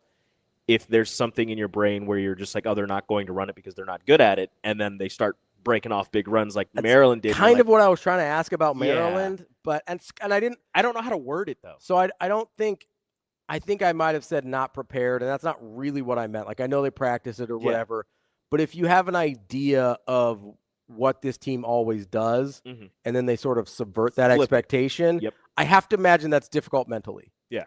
Like, you know, Because you're preparing for Yes. Minnesota, you're preparing for Maryland to throw the ball, to huck it, chuck it football. Yeah. And all of a sudden they're turning around, handing it off, and you're like, wait a minute. like This is not what you were supposed to do. at least like Minnesota still tries to run the football to a certain degree, right? There are slight attempts. I think The most carries they have by a running back is Darius Taylor at 55, and he has 205 he's yards. been hurt though. Exactly. And then Femi Ishiboy is that how you pronounce it? That's how the Minnesota guy pronounced it yesterday. Okay. Femi Ishiboy? Yeah. Okay, 48 carries for 225. So those are Taylor's been hurt, and then Ishiboy didn't really play. He didn't get any carries last week. Mm-hmm. But Minnesota, I think DB says they're like 42% rushing the ball in terms of their play calling. Yeah. So it's not a ton, but Maryland had shown just no interest in running the football at all. And no ability to, really. Yes. And so with it, at least with Minnesota, they have the reputation of like, hey, this is going to be a physical football team. Even if that's not what this version of them looks like, I think mentally it's a little easier because it's like, it's Minnesota. We have to be ready for this. Like Coach Rule said yesterday, they run a ton of outside zone. That's what Nebraska struggled with. So I think mentally they'll be more dialed in to be like, hey, this is a thing we have to be ready for. Whereas with Maryland, I don't even really know if you could say what their tendencies were because they just didn't ever want to run the football. They didn't want to run the football. They didn't want to run their quarterback, and they did. And they did both, right? Yeah. And so and then Nebraska still. Which you're facing a team whose strength defensively is your strength offensively. Yeah. So you're like, okay, well, let's go against the grain because our weakness is there. It was a weird combination of things, which is the same thing for Minnesota right now. Minus the mobile quarterback, which I think helps a lot. Yeah. I also think that Minnesota has a better coach. I think PJ Fleck's better than Mike Locksley. That's probably true. I'm probably not going to fight you on that. I think Mike Locksley is better than most people think. I like Mike Locksley. I think he's better than most people think. And I think he's been better at Maryland than most people think. But I won't fight you on PJ Fleck being a better football coach. Regardless of how you feel about him, if you think he's annoying and rowing the boat, he's a damn good coach. Got to row. Minnesota's not an easy job. Like he's done well at a place that's not an easy job. Maybe you should have recruited Mr. Football. I do want to ask you. That would have been a good start. Yeah, but then we wouldn't have him. I'd be sad. I would also be sad. We like Emmett Johnson. Looking for a big game out of him. Dang it! What? I should have asked Emmett Johnson. He's had this game circled. He was Mr. Football in Minnesota. He wanted the scholarship offer from Minnesota. He didn't get it. Like, this is a big game for him. Is there a fear of him pressing too much? And I know Rule kind of spoke about it yesterday about, hey, man, it's just football. Just play football. Don't get too high. Don't get too low. Just play football. But is there any concern from, like, the players where, like, hey, dude, like, we understand, like, this is your thing. Like, this is the team that you want to smash them. You want to kill them, right? But we need you to just be you. Yeah. Like, we can't have you going off and try to make plays, and all of a sudden you're not, going north-south north like you usually do, or you're trying to, jukes people out. You're holding the ball a little looser. We can't have that. We need you to just do what you do. As long as it looks like it did last week, I'm cool. Okay. Whatever he wants to do, as long as super simple. As long as it looks like last week. I said this on Monday. I've never seen that man run like that in my life before. No. That was new. I was like, listen, I don't know where that was, but we should bring that out again. Arbitrary analytics. This is the 4th straight game that Nebraska plays a team that starts with M. Weird. Remember when it used to be in the... They could have a 3-game win streak versus the M's. Remember when the... I think it was in the Big Ten West when it was all M's, N's, and Iowa? Yep. That was like that was the entire Big Ten West. Yep. And a W. The good old days. And by the way, some of the backstory with Emmett staying here, choosing to stay here, which had come out over the press conferences the last couple of days. That's been interesting stuff to hear from the coaches. Yeah. Yeah, I listen, we like Emmett.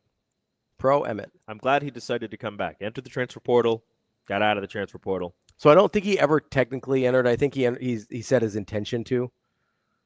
I don't know if he ever actually ended up in the thing. One of the guys because Keona Davis also did that. And one of them didn't actually end up in the portal. They just announced their intention, and then they never actually went in. I can't remember which. There was a defender that did it. Yeah, I think it was Keona. Yeah, but because I would have been sad if we lost Keona. You would have been very. I would have been. You would have been a shell of a man. Inconsolable. I'd have been very sad. But he's here. We're good. It's all good. Everybody's happy. It's all that matters. It's all that matters. Bigger than you think, Keona Davis. He's a monster. That is an enormous. The first time I saw him at the press conference, I was like, I did not know you were that big. Enormous human being. Like you read the numbers, right? Yeah. You read the 6 whatever, 2 whatever, 3 whatever, but then you see it and you're like, okay. That's how I felt when I saw Ty Robinson at Big Ten Media Days in last summer, and I was like, oh my God.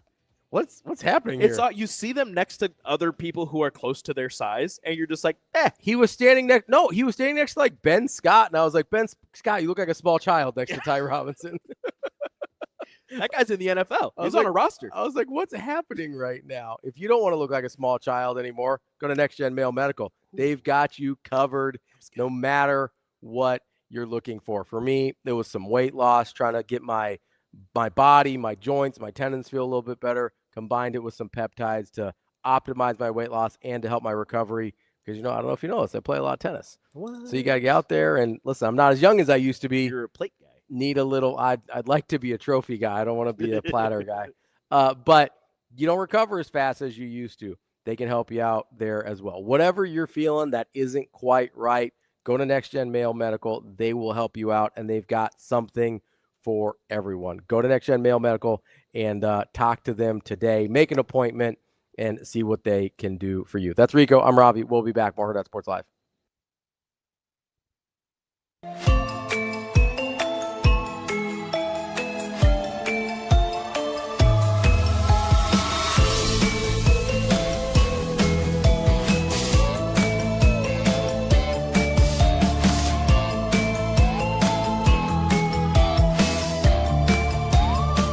Well, it was an elite environment.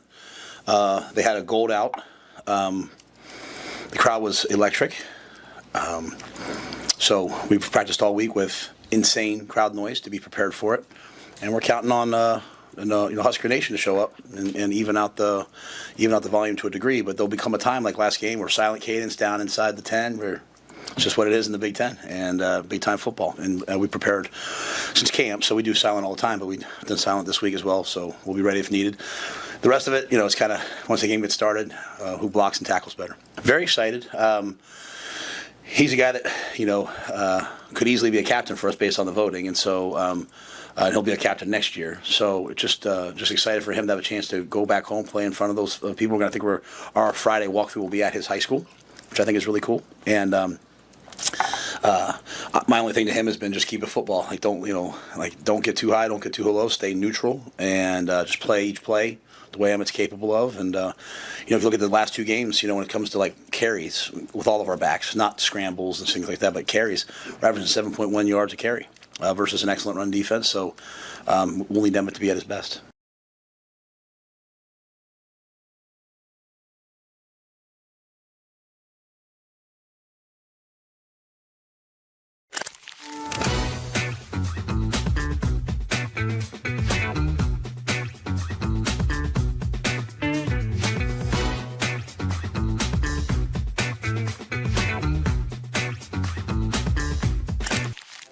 Aspirations can drive us. Sometimes a simple gesture is what fuels the pursuit of a dream. When it's time to make your dream a reality, we are here to help.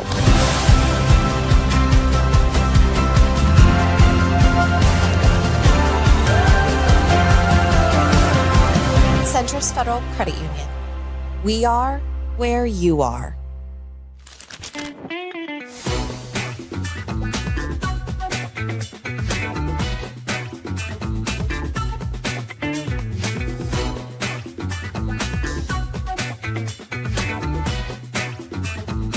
Right. Definitely miss the fans and just the energy in the building that the crowd just brings. But for me personally, just having the even kill mentality going in, just not getting too high or low. Is it hard? I'm at BYU. This is a great opportunity for us, so it's just a lot of emotions, a lot of excitement. But I think once tip-off is going on, then we'll be good. And no doubt, just it doesn't count, so it's just, we could just go out there and just play carefree, play confident, and just it's the first game, so we can just learn a lot, see where we're at, and we just build off that.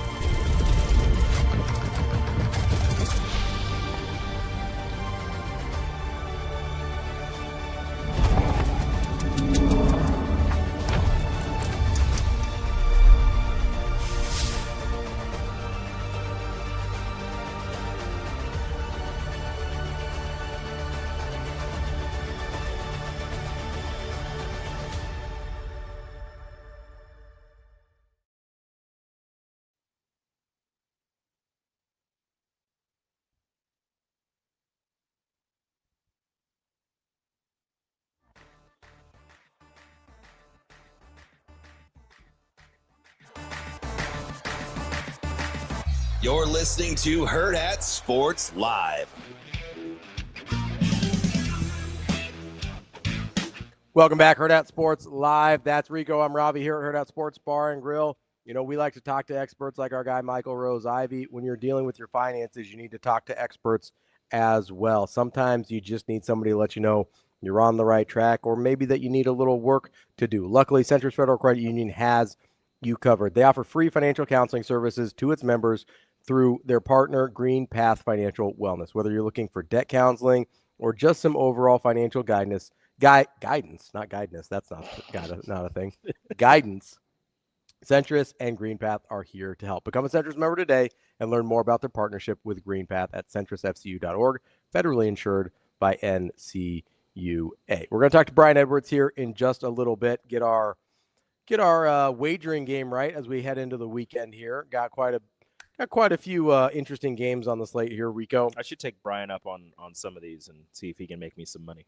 Yeah, are there what games are you looking at this weekend? I don't look at any of them, so. You don't look at any of them? I don't look at any of them. I don't do it. I don't. No, I don't gambling. mean for gambling. I just mean for interest. Just for games. Just for general interest. Just Nebraska. Nobody else. No one else? That's it.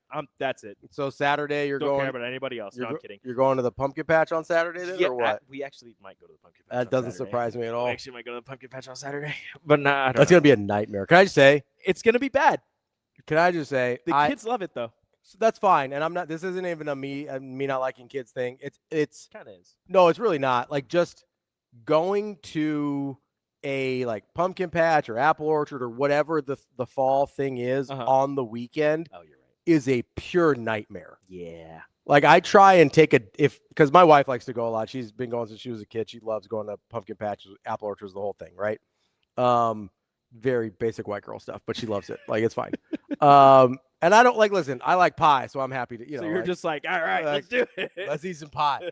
But I try and make sure we take a day off during the week because it's less crowded. Going on a weekend is just nightmare fuel. Especially either a bye or a Nebraska plays on a Friday. Yes, like with Nebraska not playing on Saturday, you may be in trouble, brother. But it's also because I don't have to work, so we can. I get it, but so we're having our friends going to come down from Grand Island, and we're just going to hang out.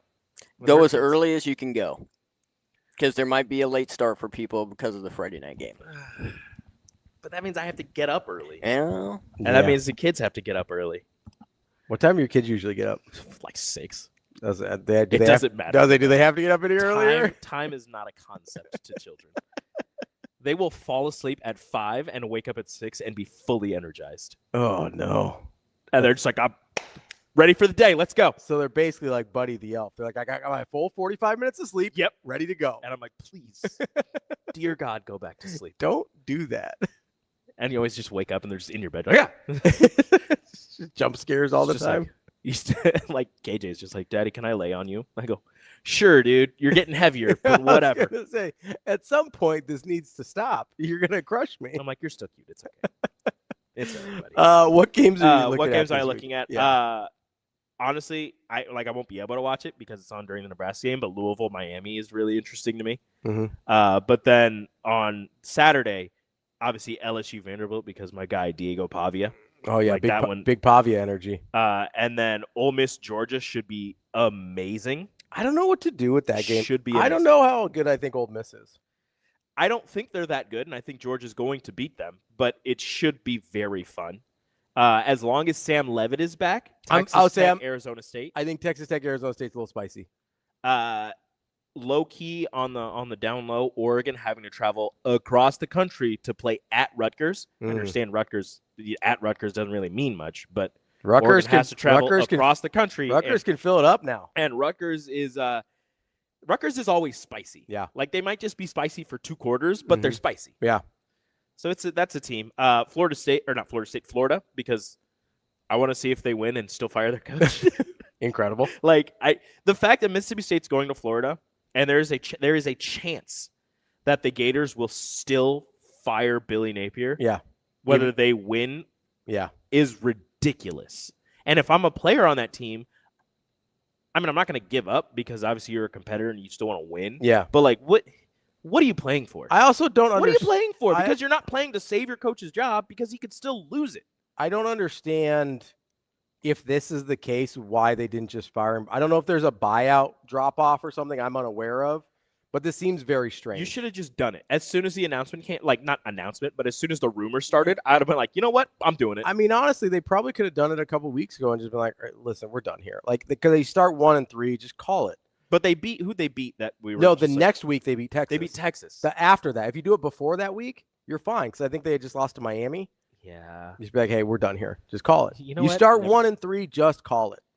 Maybe there's a buyout clause for the amount of games. Wipe my hand. But I mean, Nebraska didn't care if Scott Frost. They lost to Georgia Southern. Yeah. It's like you don't. That was my kid's first game. So it's your fault. It was both my kids' first game. Well, Ellie fell asleep though. Thank you, though. I guess for my fault. Is that what your fault? No, you're right. Thank you for expediting that process. You're welcome. Appreciate that for sure. It was the first game my father-in-law's gone to in a while because usually during this time he's harvesting. Just took a weekend off. Well, you're sure. Yeah. We have B here. We do. Let's get to our guy Brian Edwards, Major Wager, our Vegas insider. B, what's going on, bud? What's happening, fellas? Good morning. Brian, are there odds on Billy Napier winning and getting fired?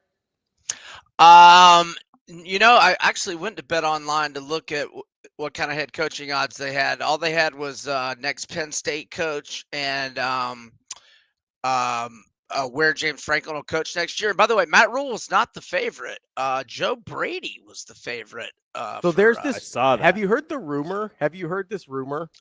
No, because I was like, wait, Joe Brady. I mean, I know Joe Brady. You know who Joe Brady is, right? But so there's this. I think the owner of the Bills is a Penn State guy, and he funds a lot of this stuff. Sure. The conspiracy theory in college football is that he personally paid for the James Franklin buyout because he wanted Joe Brady, his offensive coordinator, to go coach his alma mater.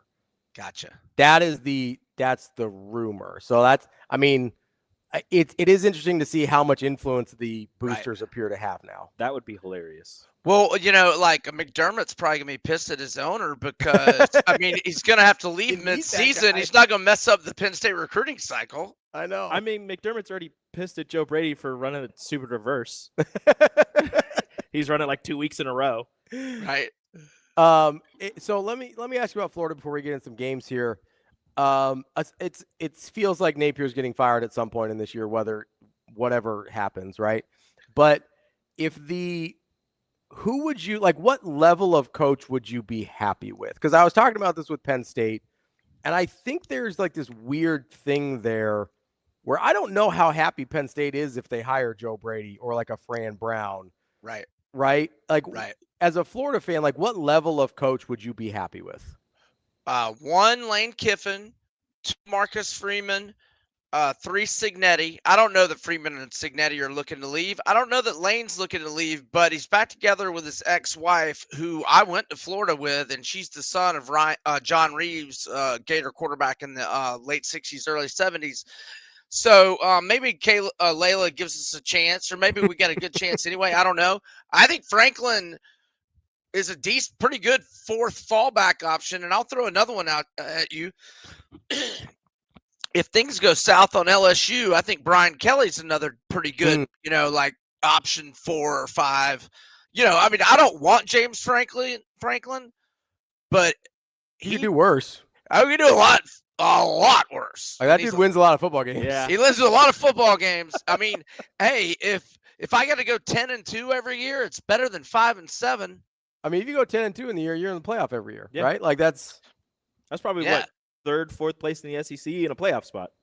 Yeah, so I think James Franklin and Brian Kelly, if things really go south on LSU in the next month, are really good fallback options. I don't know if Signetti's realistic. I mean, why would he leave? He's the king. I think Signetti ends up at LSU. Oh. Well, then that would make Brian Kelly available. Again, Brian Kelly and James Franklin are excellent, like, plan D or E options in my mind. So you're shooting big. Like, you're not looking at coordinators. You're not looking at you're shooting big. This is Florida we're talking about. Proven, successful, high level, elite, power 4 experience, all that. Okay. Aren't Brian Kelly and James Franklin pretty much the same person? They'll win you a lot of games. They're not no title. Sorta, yeah. Yeah, I mean they're pretty close. Yeah, that's a fairly decent point. All right, let's jump in here, B. I see that you're going to start off just being a hater on that Minnesota-Nebraska line. How are you feeling about that one? That line has been pretty strange. I think it started at like 5.5. I think it got up to like 8.5 or 9, and now we're kind of settling on 7.5. I don't do a whole lot of Nebraska games. I know you don't. I know. I really don't. But man, this line just seems way inflated to me. I mean, Minnesota hasn't really played anybody at home, but they are undefeated at home. They've won 6 of their last 7 at home, and the only home loss was to Penn State by 1, and it was 11.5-point dog last November, and they've beaten Nebraska 5 in a row, and it's a terrible travel spot for Nebraska. You traveled to Maryland last week, and now you got to travel to Minnesota on a short week. And the Cornhuskers are 3-8 against the spread. Their last 11 as road favorites since 2019. So I'll take Minnesota plus 7.5. Hope the Cornhuskers win. Just don't win by 8 or more, please. you just want to make sure that they don't cover. Listen, please. One of the big games this weekend that I'm super interested in, because I have no idea what to make. I have no idea what to make of Tennessee in particular, but I'm not totally sure what to make of Bama either. Bama's an 8-point favorite against Tennessee this week. Yeah, so I thought Tennessee was going to have one of the best defenses in the country like they did last year. They only gave up 16.1 points per game last year. They brought back 8 starters on D, but they did lose a starting corner, Ricky Gibson, to a season ender last month, and their third-team All-American corner, Jamad McCoy, who was I just said he was third-team All-American. He tore his ACL in January. He's not back. They're 15th in the SEC and 108 nationally in scoring defense, giving up 29.3 points per game. And even worse, they're 124 of 136 FBS teams against the pass. And Arkansas had no business losing. They had 29 first downs, 496 total yards at Neyland last week, but they were -3 in turnover margin. Bama's won 5 in a row, 4-0-1 ATS. Ty Simpson's getting better each week, 16-1 TDI&T ratio. I think he shreds the Vols secondary. I think Bama wins by 2 touchdowns. Yeah, I really like how Ty Simpson's been playing. I've been super impressed with him. Let's move over to we mentioned your Florida Gators earlier and kind of the weird spot that they're in here with Mississippi State with some of the rumors that have been out this week. Is that factoring into your Mississippi State pick here on the +10 or buying the half point? Yeah, not too much. I mean, Napier's the favorite is terrible. 4-9 against the spread since he's been at Florida. It's a small sample, but Levy is a road dog at Mississippi State, 4-2 ATS, and Yeah, Mississippi State's had 2 weeks to prepare, and Gators off back-to-back games against the Texas schools. I will buy the half point to 10 at minus 120 juice and take the underdog. I've been sort of fascinated. I like Jeff Lebby a lot. I think he's doing a good job, and I obviously he's a great offensive mind. Like, I am curious if some of these teams start, because I think this carousel could get really, really weird. Yeah. With the dominoes that fall, Yes. right? So, like, I do wonder if Jeff Lebby, if he gets to like 7 wins at Mississippi State, if somebody's like, hey, let's give that guy a shot, because Mississippi State is a job that sucks. If Jeff Levy's name starts getting mentioned in the coaching carousel, we've gone too far. I don't think we've gone far enough. I think we've gone. We've never gone too far with that drama. I love a coaching carousel. All right. Speaking of being a hater, you like Stanford plus 18 against Florida State. I mean, that's a job. I think, you know, what's funny is we were talking about Florida State. I go, I wouldn't be mad about James Franklin at Florida State. I wouldn't be either. Yeah.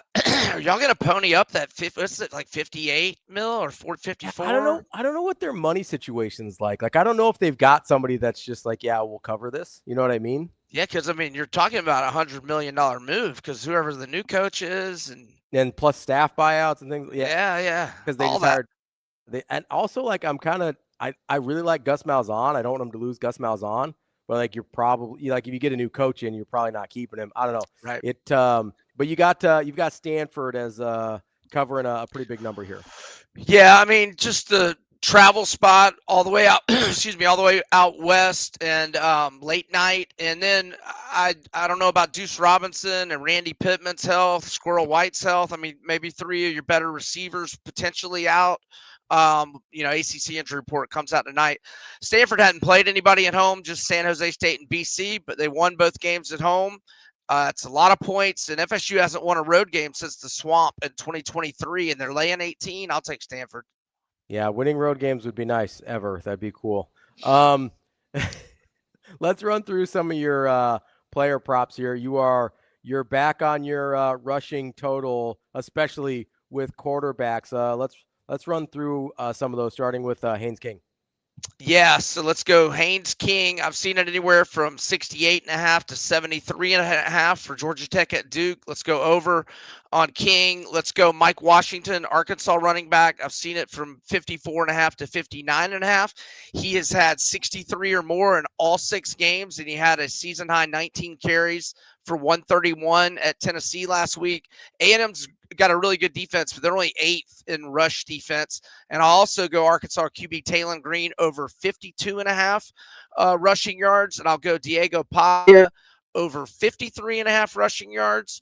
And Vandy running back Cedric Alexander over 47.5 rushing yards.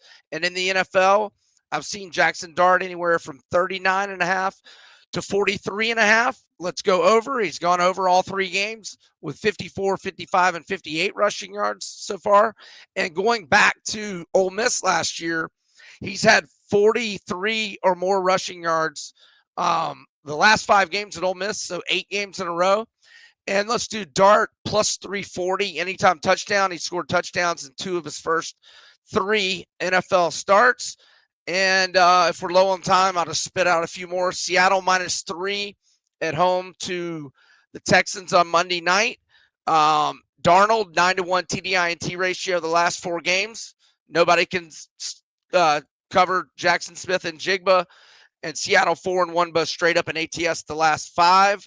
And Detroit's team total over 29.5. They've scored at least 31 in 9 of their last 10 home games. There we go. That is our guy, Brian Edwards, Major Wager, our Vegas Insider. B, I don't know what you're rooting for this weekend for Florida, whether it's a win or a loss or just to fire Napier, but I hope Napier. I hope that's it. Doesn't matter. I hope you get whatever you're looking for. Thanks, brother. And I think I'm going to wake up Sunday morning and the nightmare and the misery is going to be over. You think it's finally going to be? Do you have some insiders? No, I just think it's done on Sunday. They're going to try to get him to stay as interim the rest of the year, and hey, we'll see how that goes. I'm wondering how that goes. Muschamp stayed the rest of the year. McElwain, no. How funny? Well, McElwain had some sharks to hug. How funny would it be though if like Napier all of a sudden just wins like 5 in a row to end the season? Like that'd be a little funny. Do you have to rehire him? Nope. We're gonna remove the interim tag from the former head coach. You're fired. Just kidding. I wouldn't back, please. I wouldn't root for that for you, B. We appreciate the time. Enjoy the weekend. All right, guys. Y'all have a good one. Thanks. That's Brian Edwards, our Vegas Insider. Coming up next, we've got Michael Bruntz from Husker 24/7. That's Rico and Ravi. It's Hurrdat Sports Live.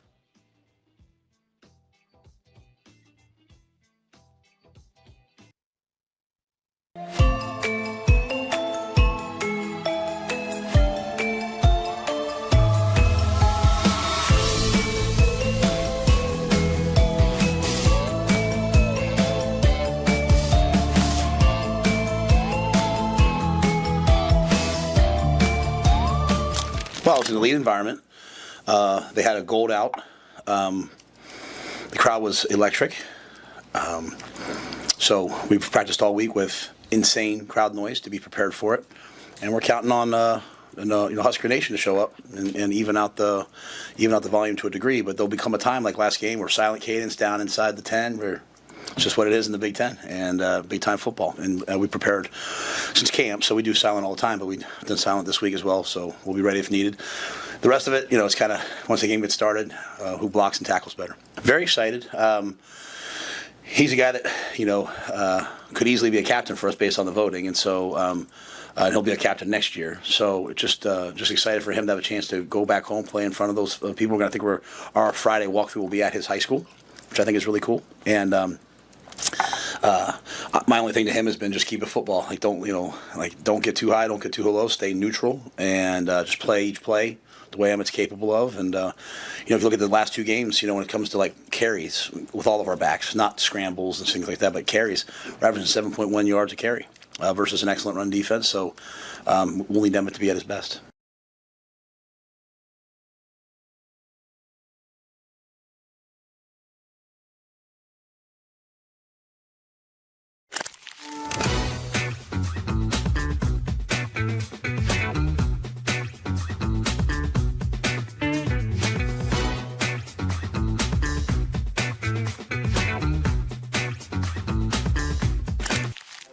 Aspirations can drive us.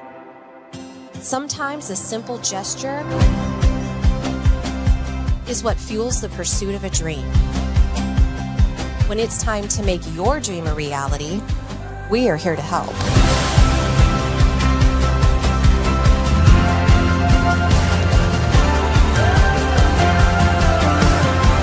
Centris Federal Credit Union.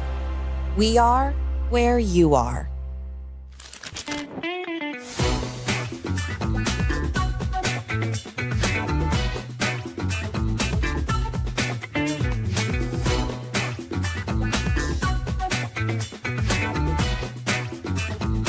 Right. Definitely miss like the fans and just the energy in the building that the crowd just brings. But for me personally, just having like the even kill mentality going in, just not getting too high or low. Is it hard? I'm at BYU. This is a great opportunity for us, so it's just a lot of emotions, a lot of excitement. But I think once tip-off is going on, then we'll be good. And no doubt, just it doesn't count, so it's just, we could just go out there and just play like, carefree, play confident, and just, it's the first game, so we can just learn a lot, see where we're at, and we just build off that.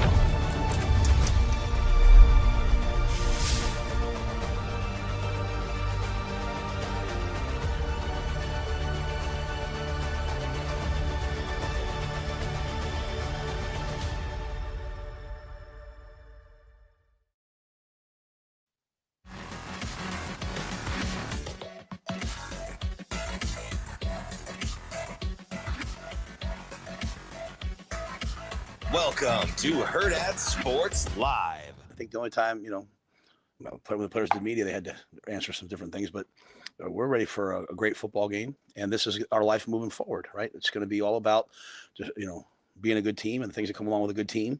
We're facing a good team. It's a 5-1 versus 4-2 team game. That's a heck of a game. So it should be a great night. Welcome back, Hurrdat Sports Live, presented by Centris Federal Credit Union. That's Rico. I'm Ravi here at Hurrdat Sports Bar and Grill. We are joined now by Michael Bruntz from Husker 24/7. Bruntz, what's going on, buddy? Not much. How you guys doing? We're doing all right. Fantastic. We're having some interesting discussions this morning. I'll spare you the deep dive into small town strip clubs in Nebraska. And he seems interested. Did you know that the pink strip club, the pink building off the Waverly exit, is now defunct? They tore it down, right? So Michael Bruntz knew as well. I didn't know. I drive through Waverly frequently on Highway 6. It's not like this was like a big life changing event or anything. So Bruntz, listen, no judgment. Just saying. You're not alone. Everybody in the chat knew. Yeah. We apparently were the only two that didn't. I don't take the Waverly exit much anymore. So you got to find other reasons to take the Waverly exit. I don't know. They got a good water park in Waverly now, from what I understand. Do they? Did not know that. I don't have kids, so I'm not a big water park guy either. We have like a map. You have the push pins and things like that. Every water park, you just have a big map of Nebraska pins for the water parks. The red ones are the bad ones. So, Bruntz, we were talking. Fremont actually has a good one too, in case anybody cares. But really, I know Columbus has a solid one. Yes, they do. There's actually, you guys just go to these random. Oh no, I've never been. I just hear people talk. Oh, you've just heard good things. Yeah. On the message board, you're like, this. Actually, Schaefer told me how good the Columbus one so was. It might be from the message boards. Do you guys have a local water parks thread on the 24/7 message board? No, we don't. It's like water cooler chatter. Like you're sitting around talking at pickup, and you find out that Fremont has a very nice water park set up there. So there you go. Yeah. Corey, Shakers has not been torn down for at least 5 years, because I was making that drive multiple times a week in 2021, and it was still there because I would get off of that exit every single time. And I was like, that's a pink ass building. And then I would turn left and go the other way. So it hasn't been at least 5 years, Corey. Sorry. Just had to clear that up. Bruntz, I wanted to ask you this question because Rico and I were talking about this earlier about Nebraska coaches. Obviously, you've got the whole Matt Rule thing in the ether, which I feel mostly has been squashed. Other people feel differently. But we were trying to think the last time a Nebraska coach in any sport left Nebraska for a better job. I have one, and I bet you'll come up with that one, but I can't think of another. Is it Dave Van Horn? It is Dave Van Horn. Yeah. No, I think there's a lot of similarities. It doesn't happen often. It has not happened often. We fire people a lot. A lot of dead money floating around here. I'm trying to think. Well, Erstad just hung it up. I'm trying to think of anybody else that comes to mind. I mean, none of the volleyball coaches. No. The basketball coaches all get fired. The football coaches all get fired. Ron Ravel's been there forever. Mm-hmm. Mark Manning's been there forever.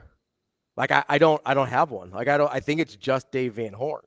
Yeah. So I guess that makes me wonder. My follow-up question would be: you mentioned the similarities going back to an alma mater. I think there's less of an argument, albeit though maybe there was at the time, that Arkansas was definitively a better job than Nebraska. Big 12 Nebraska is different than Big 10 Nebraska as a baseball job, obviously, I think. Does that give you comfort or concern in the Matt Rule situation? They're like, hey, people don't really leave Nebraska for better jobs, but also the one guy that did has some similarities to the guy we're now worried about. I don't know. I wasn't covering baseball back then, so I don't really have a great handle on the ins and outs of that decision. I mean, it's different because it's even Big 12 to SEC baseball. at the time. I mean, it felt like you were making still a step up there. Like Nebraska still is a Northern baseball team. That has not changed. They are still a Northern team. And I think that's kind of like a natural thing. And like the kind of climb, I guess, that he was on at the time kind of makes sense to me. So I don't know. I saw somebody in the chat said Barry Collier to Butler as AD. That was probably staying ahead of the. I would say that was sort of a Greg McDermott coming to Creighton move, if we're being honest. Like they were on their way out. Yeah. Yeah, I don't know. I mean, I don't know that it really makes me feel either way based on that. I mean, it was going on over 20 years since it happened. So yeah, 02. Is that right? Yeah. So I don't know. I mean, it's there's probably some factors that are similar in some ways, but I don't know that really makes me feel some kind of way about it either way. Do you have, I guess, what is or do you have a level of concern, or maybe concern is not the right word, but a level of skepticism? Yeah. Hey, this might actually happen for Matt Rule. Yeah. I mean, I think there's a level of skepticism about it. I think there's a lot of things that on the surface line up. I mean, it's very early in the search there. And it's fascinating to go back and look and see who the early favorite candidates were when Nebraska was hiring Scott Frost's replacement. Matt Rule was not on that list. He was still employed. I say he hadn't been fired yet, right? He hadn't been fired yet, but I mean, that was the search was definitely pointing elsewhere. But I don't know. I mean, I think it's going to be a situation where until Penn State hires somebody that's not Matt Rule, or you get something announced from Nebraska, I mean, I'm going to at least leave the door open that it's a possibility. So, yeah, I mean, I think that's just kind of where we're at. And it's, unfortunately for Nebraska, it's going to be one of those things where if this season keeps rolling the way it is and has the potential to be, it's not like that's going to quiet anything down. You know what I mean? Like it's only going to kind of ramp up nationally. So that's just kind of the nature of things. It's just I appreciated Matt Rule on Monday basically saying like, yeah, you guys don't you don't do this much around here. Like this is kind of how this works whenever you're a coveted head coach and you're winning football games. So I appreciated that. Bruntz, when you're looking at the Penn State job, actually, do you remember who off the top of your head was on the early list for Frost? The only guy I can think of was Matt Campbell. Well, he's always there. I was saying on every list ever. You just start there. Trying to think who else was on there. It was Fickle on the early list? Fickle was on there. Was it like Kleiman, Leipold? Yeah, I mean it was kind of the standards. Suspect. They're playing the hits basically at the time. I remember Urban was like a fan thing. Everybody wanted Urban for whatever. Everybody wants Urban. Yeah. He's also kind of I mean, were there any groomers at that point? I don't think there were any John Gruden rumors. But that's also surprisingly no. I don't think there were a hot board favorite. But no, I mean that was the list, and we'll see where things go. I mean this is how searches work, and I'm for better or for worse, now that coaches are being fired at the midpoint of the season, it just kind of ramps everything up, and you just got to kind of follow the crumbs where they go. I mean, you even have this morning some Penn State's chatter about Kalen DeBoer, so we'll see, but that's I don't think where things necessarily stand on October 16th is where they're going to kind of finish out. It's kind of funny because I thought about Kalen DeBoer because after the Florida State loss and after last year, it's like, he might not make it through the year. Then Alabama starts to play well and they start to win some big games or whatever. But then you're like, if they lose to Tennessee, maybe that's back on the table again. And I think we always think of DeBoer as kind of more of a northern guy.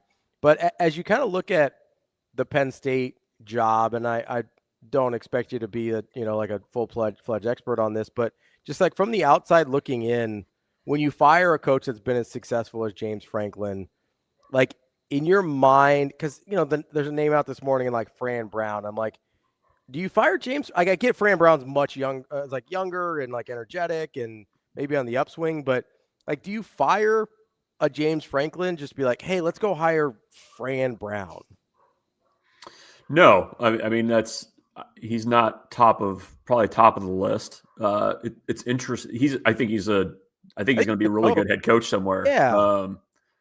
I mean, the trouble for Penn State is there's not a lot of resumes out there that are going to stack up to James Franklin's. Like, there's just not. Like, narrowed yourself to like 2 or 3 guys, right? Like that as like actual clear upgrades. Like, if you just do the Pepsi challenge with the resumes, like you're not going to have many people that you can throw in there and blind resume feel like you significantly upgraded. And I think that's probably got to be at least a caveat in the back of the minds of people who are considering that job, is like, look who you're following, how turnkey is this really, and how quickly can you win conference championships. And I mean, even getting to the college football playoff isn't even like a box that you tick there. Like that's been done. So yeah, you have to win a national championship, right? Like he won 2 games in the playoff last year. Right. So that's the trouble. And that's what I think you kind of have to consider. And I think coaches think about things differently than anybody else does. Like, when you're actually the person that's in that chair, you're looking at everything. You're looking at, I mean, the support piece of it is something that coaches look at. Like, what's the difference there between the floor and the ceiling, and being able to win significant games there? I mean, I think there's going to be coaches that'll look at that and say, yeah, I can be the guy that can get you over the top. But I mean, I do think, that the fact that you just fired somebody with that kind of a record should give people a little bit of pause, in spite of all of the positives that are there. I mean, and it's not a great example, but I mean, I'm sure there were coaches back when Frank Solich was fired at that time that looked at the situation and thought, I don't want any of that. Like, I can't, how much time do you have to realistically kind of bring things in? So that's kind of, I think, has to be part of the consideration is, can you go in there and win quickly when you just, blew somebody out of there who's going to be probably pretty popular themselves on the coaching carousel as it starts spinning, because there's going to be a lot of prime jobs open this cycle. I mean, there already are, and there's going to be more as the dominoes kind of fall. So, yeah, I mean, that's absolutely front of mind, I think, for a lot of coaches is, how much leeway do you actually have before they kind of turn on you? Bruntz, let's turn our attention to Minnesota here. How much do you kind of weigh some of the factors going into this game, whether it's Nebraska's recent record against Minnesota, whether it's the short week coming off an East Coast trip, whether it's the quote unquote distractions, whatever there are with the Matt Rule stuff going on? Like, how much of the non-football things are you thinking about when looking at this game? Yeah, I don't know. I mean, I didn't get the sense that there's a ton of distraction from hearing from players this week. I mean, maybe I'm misreading that, but they felt pretty dialed in. I felt the coaching staff was pretty dialed in from, who we heard from. I think this is going to be a good test of truly how far Nebraska's come in terms of, I mean, guys, I'm taking your question a different way, but it's going to be a good test of the on-field stuff and the kind of, the turnover margin stuff that Nebraska's improved a lot on. Like, is Nebraska truly improved on special teams? Those types of little things that add up to losing a game against Minnesota that Nebraska has done a lot in the past. I feel like that's what this game is going to test. Also, it's a true road game that's actually going to be a road game, which Maryland probably didn't feel like that at times. So Yeah, I think there's a lot kind of around this game that is going to be a pretty good test for this team. I mean, I think we have a decent sense, I think, of Nebraska's kind of mental makeup in 2025 and the fact that they're able to overcome things, stay in the fight for 60 minutes. That's all good. I think it's going to be tested again because if you look at even last week, what Minnesota did against Purdue, I mean, Purdue Minnesota was on the ropes. Purdue turns the ball over 4 times. And that's the ball game. So can Nebraska kind of continue to do the small things that they've done so far this year and come out with a win? I'm assuming, though, that, some of the off the field stuff that you asked about, the travel and short week and everything else, probably plays a little bit into your ability to do the small things. Not small things. The Nebraska defensive line that was criticized for a while after that first game and going on into the season, they've improved as the season has gone on. And although they gave up a decent amount of rushing yards to a Maryland team that didn't seem all that interested in running the ball before that game, this Minnesota team has shown that they can't really run the ball as well. And now that Nebraska has a not-so-mobile quarterback to face, the defensive line for Nebraska should be able to get into his face. What are you expecting or hoping to see from those talented big guys up front? Because they've been kind of controlling the line of scrimmage for a few games now. Yeah, no, the way you worded it, I think, is Maryland wasn't really interested, but then Nebraska showed up and they were somewhat interested. Like Minnesota's always interested in running the ball. I think they're going to be interested in doing it on Friday. It's a matter of whether they can. I mean, I thought Purdue really dominated the line of scrimmage against Minnesota on both sides of the ball, which I was a little bit surprised to see from a Minnesota team. I think Minnesota is going to try to run the ball in Nebraska. I mean, you'd be crazy not to. I think every team on Nebraska's schedule the rest of the way would be crazy to not try it. So, the front seven is going to need to show up. They're going to need to tackle well. Some of the runs that Minnesota favors just in their scheme are the types of runs that have gotten to Nebraska this season. So they're going to need to play well. And I think you want to try to turn it into a throw game and make them a little bit more one-dimensional if possible. It's kind of wild, though. I mean, it's almost like bizarro Minnesota where, the one thing you could count on for years was that they were going to turn around and hand the ball off and be efficient there and mix in some RPO, and that's how you win 24-20.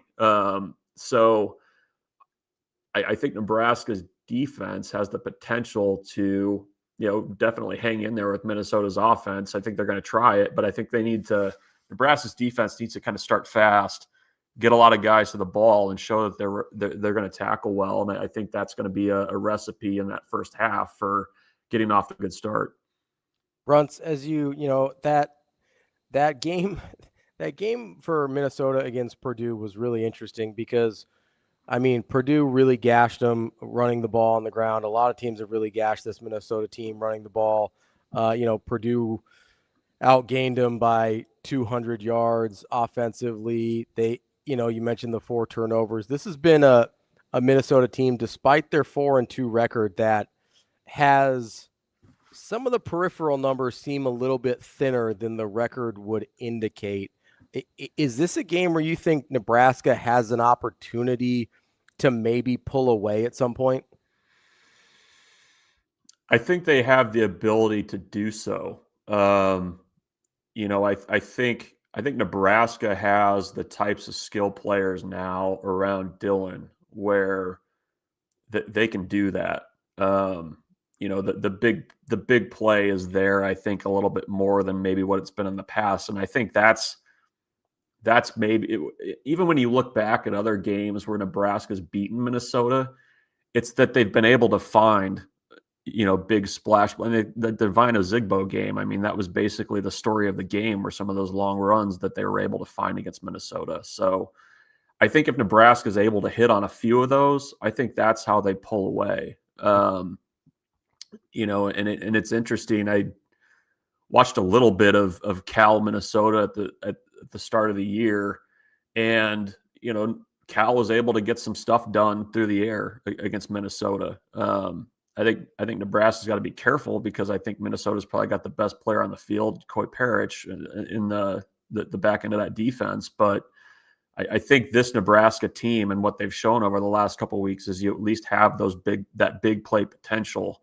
And I think you're going to have to hit on a couple of those, not only to win, but certainly if you start talking about pulling away. I think that's got to be part of the recipe. Speaking on big play potential and potential distractions, Emmett Johnson coming home to Minnesota.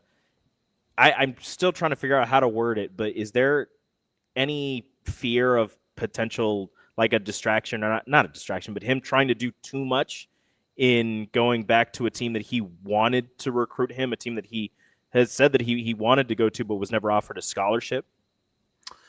Yeah, I mean, I think Matt Rule has said he'd address that with him to kind of, use it as motivation, but, keep your focus on the field. So, I mean, Emmett's a pretty mature guy. I'm sure that, the first couple series, he's going to be pretty charged up. I don't know how you wouldn't be, but, Nebraska's going to need him to do a lot in this game. I mean, he's going to have to block well in pass protection. They're going to need him to run the ball. And I think he's a big factor in this one, because if you're able to show that you can run the ball in Minnesota, and I think the potential's there for sure. I mean, I think that opens up the stuff downfield for the passing game. So, he's going to be a guy that I think, if Nebraska's going to come out of there with a win, he's going to have to probably be around 100 yards rushing, probably going to need to catch the ball a few times and make some plays, but he's kind of on that, he's on a heater right now. Like, I don't know that there's a better way to put it. He's running really well. He's running confidently. And, I think he's going to have extra motivation in this one, given everything that kind of played out during his recruiting process. Michael, last one for me, and we'll let you go here. Just in general, how do you see this game playing out? Yeah, to say all that, I think it's probably going to be a close game. It always is. I don't know. I mean, I this was a game that at preseason I would have chalked up as a loss for Nebraska. I had it chalked up as a loss for Nebraska. I mean, it's a tough place to play for Nebraska.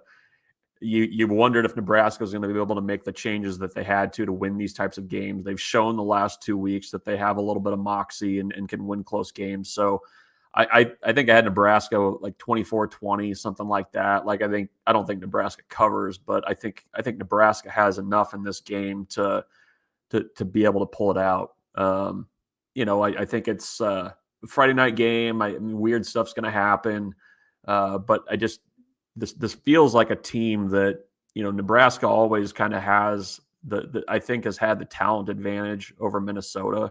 But I just think this team's mental makeup is different enough that you're not going to repeat some of the sins of the past. That is our guy, Michael Bruntz, Husker 24/7. Are you guys headed up? Yes, tomorrow morning. Doing it all a long day, but we'll get it done. You doing straight shot, just driving right up? Yeah. We're not stopping. And was it Clear Lake? Is that where the Big Bopper and Richie Valens and then went down? That's on the way. Yeah, you want to just cruise on right past. Yeah. Who's driving?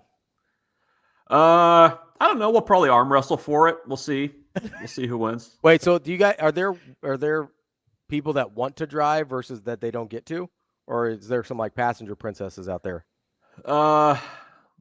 I typically end up driving. I don't want to say that there's passenger princesses in the car. You don't have to say it.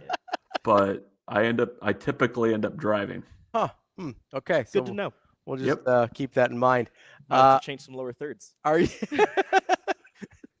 Mike Schaefer, passenger princess? He'll love it. Bruntz, are you guys coming back same night? Or you staying the night?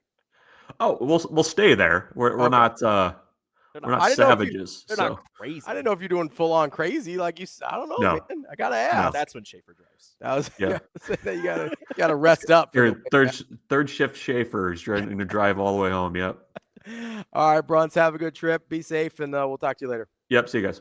That is Michael Bruntz, Husker 24/7. Famously not a passenger princess. Not a passenger. I'm gonna have to change some lower thirds. I was gonna say not passenger princess. See if BC. What is what is that?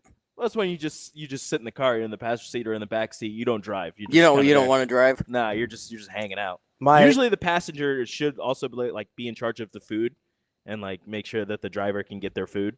But typically a passenger princess is someone that basically doesn't do anything except enjoy the time in the car.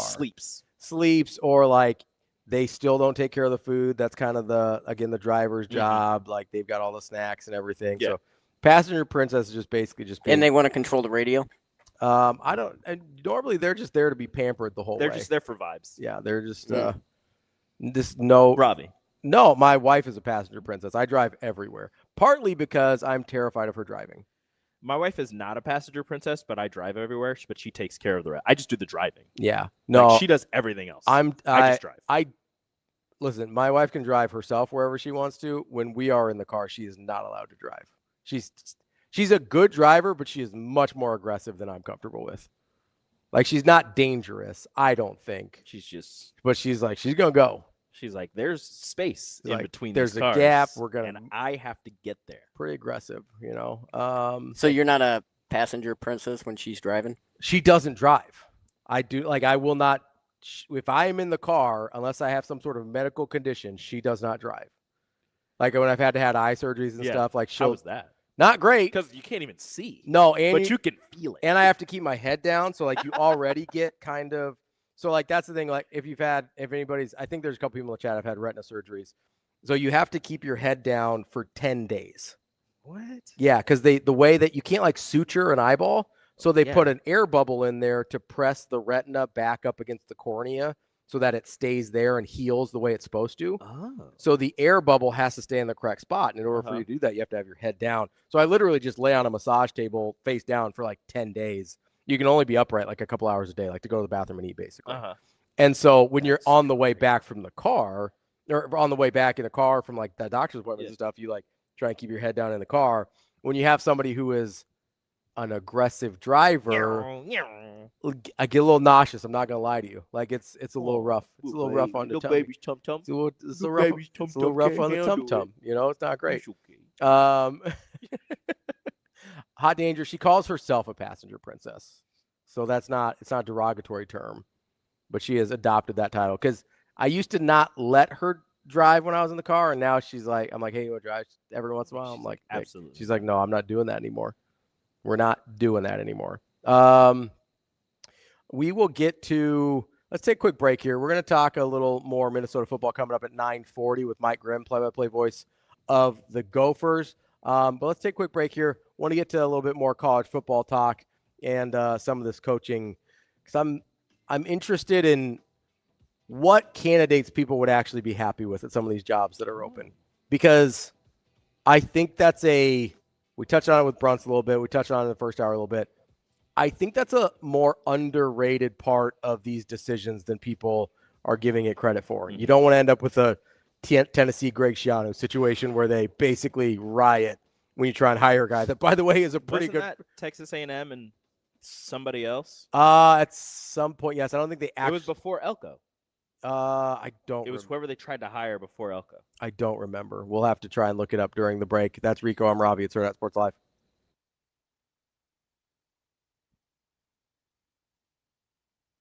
All right, who is your favorite Husker volleyball player of all time? I like Sarah Pavin. Nice, okay. I like Jordan Larson. The governor, one of my favorites, absolutely. I think Lauren Stivrins is mine. Lauren Stivrins, okay. A little bit more recent, great player, yeah. That's who I was going to say. You stole it. Any others? I mean, Jordan Larson. Jordan, the governor. Who doesn't love the governor? She's the GOAT. Oh, she is really the GOAT. I like Nicklin Hames. Nice, that's a really good one. Nicklin Hames, a lot of fire on that one.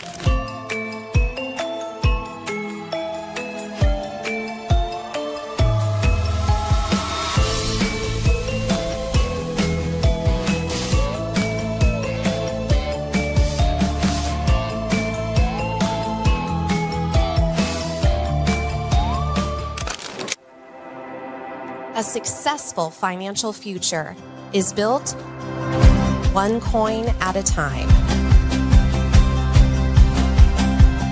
Whether you're just starting out or a seasoned saver, we've got the financial resources and team of experts who will be with you every step of the way. Centris Federal Credit Union. We are where you are.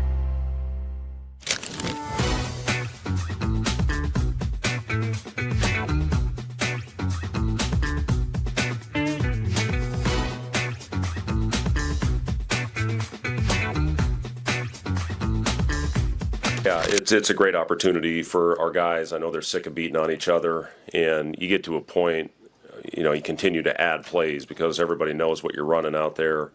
So, just get the opportunity to play in, a fresh situation. We had the change of scenery getting into PBA the previous week was great for our guys as well, just to get them out of, Hendricks. We're very fortunate. We have one of the best practice facilities in the country, but just to get the opportunity to get into the arena and see it and, smell it, see the new scoreboard, the horn's different, just everything about being in there. And now we get to play. So, right into the fire. You get a top 10 team. I think I saw the preseason poll. BYU's 8th. I think that's too low for them with watching their personnel. And, I've known Kevin, and I think he does a terrific job coming off a great season. Saunders, first team all league a year ago. And, just a tough kid who can really shoot the ball. What they've added, obviously, with the Bansa, going to most likely be the number 1 pick in the draft.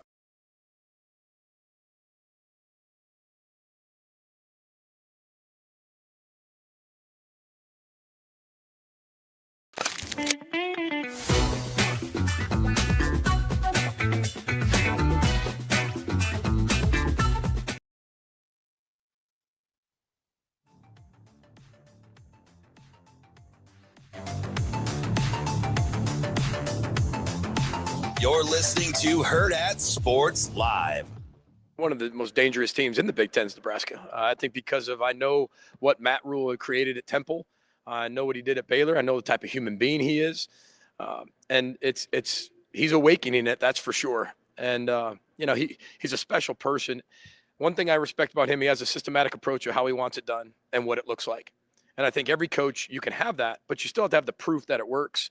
And because there's a lot of hard times and a lot of hard days that come up that really test how bad you actually want that as a head coach. And Matt has a clear path of exactly what he wants. We're all as head coaches finding and striving for clarity. And I think that's one thing he always has. He has a clear vision of what he wants to do, what it looks like, what the expectations are, and how to get there. He's a process-oriented coach, and I think that's going to pay off.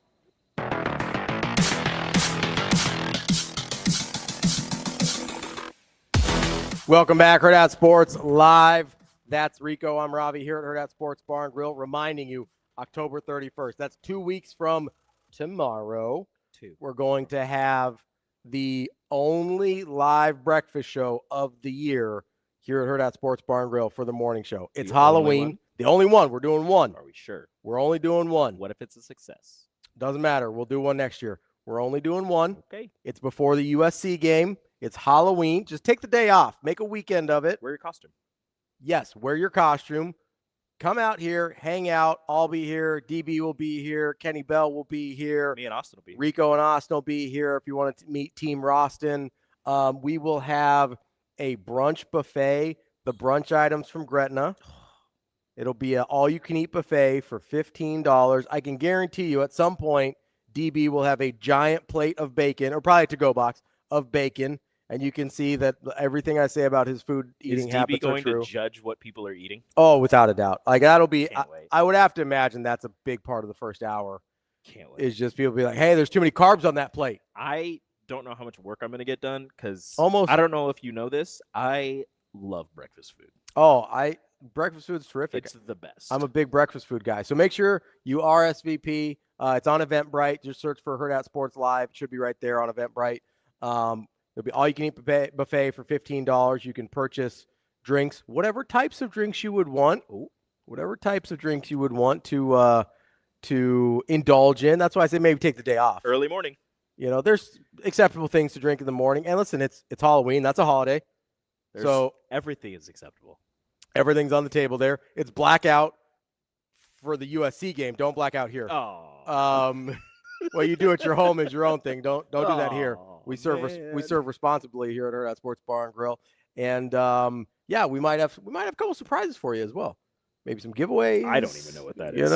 Maybe, I don't know. I just work here. Come hang out. RSVP, Eventbrite. Search for Hurrdat Sports Live. So before we talk to Mike Grimm here in a few minutes about Minnesota, I wanted to get to this. The James Franklin thing has me like a little, and it's not even the actual James Franklin part of it has me a little messed up. It's not the Matt Rule part. Mm-hmm. It's not any of that because I genuinely don't believe Matt Rule's leaving. Like the actual James Franklin getting like let go the James Franklin getting fired at a place that it doesn't necessarily have an accurate self-awareness of where they are or who they are as a program, of what their limitations might be, of how good their current coach actually is. Like, and it made me think of, so over the offseason, Buzz Williams, famous, who's the basketball coach. He was at Marquette, then Virginia Tech, then A&M. Now he's at Maryland. He took the Maryland job in the offseason. Texas A&M wasn't trying to get rid of him. He'd won 20 games in a row 4 straight years. He'd made 3 straight NCAA tournaments. Like, he's a good basketball coach. They weren't trying to get rid of him. And before he went to Texas A&M, had made 3 straight NCAA tournaments, 4 straight years with 20 wins, had a Sweet 16 his last year at Virginia Tech. At Marquette, had won 22 or more games in 5 of his 6 years there, had made an Elite 8 and 2 Sweet 16s. Nobody was trying to fire him. He leaves for Virginia Tech. So what I'm bringing up here is something really interesting. I heard an interview with him about why he leaves jobs like this. And it's the thing, I asked this question of one of our guests yesterday. And I asked him, at what point do you stop being measured against what you took over? Like James Franklin took over a Penn State in a bad spot. Bad situation. Bad spot. Yep. And clearly he stopped being recognized for the work he did to get them to where he was. At what point do you stop getting credit for what you took over and what you rehabbed versus this is the new standard I have set for myself? And Buzz Williams said he leaves a job every 5 to 7 years because by that point, by the time you're about 5 to 6 years in, they stop remembering what you took over and they start remembering what you've done for them lately. And so I start to wonder, and I hope this isn't true, but I start to wonder, these guys, this is a lot how I think a lot of people view careers. Like when I was going through corporate America before I had this job, I viewed my careers very much the same way. I basically left a job every 5 years to move on because, at a certain point, you're not going to get promotions and like the big pay raises come when you leave jobs or can leverage jobs or whatever, right?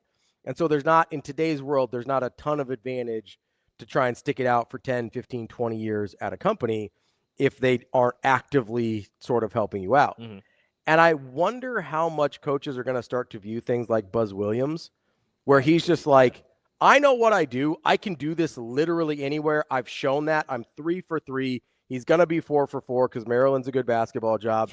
He'll be fine. It's a better job than Virginia Tech. It's a better job than Marquette. It's a better job than A&M.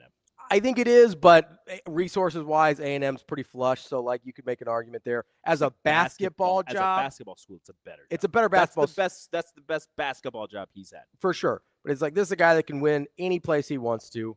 He just was like, "Hey, I'll go do it somewhere else." You either die the hero or live long enough to see yourself become. And he said, "Hey, I'm going to die the hero. Every single time. I'm going to leave the hero." And I wonder, maybe basketball coaches are wired differently than football coaches. I'm sure they are to a certain degree, right?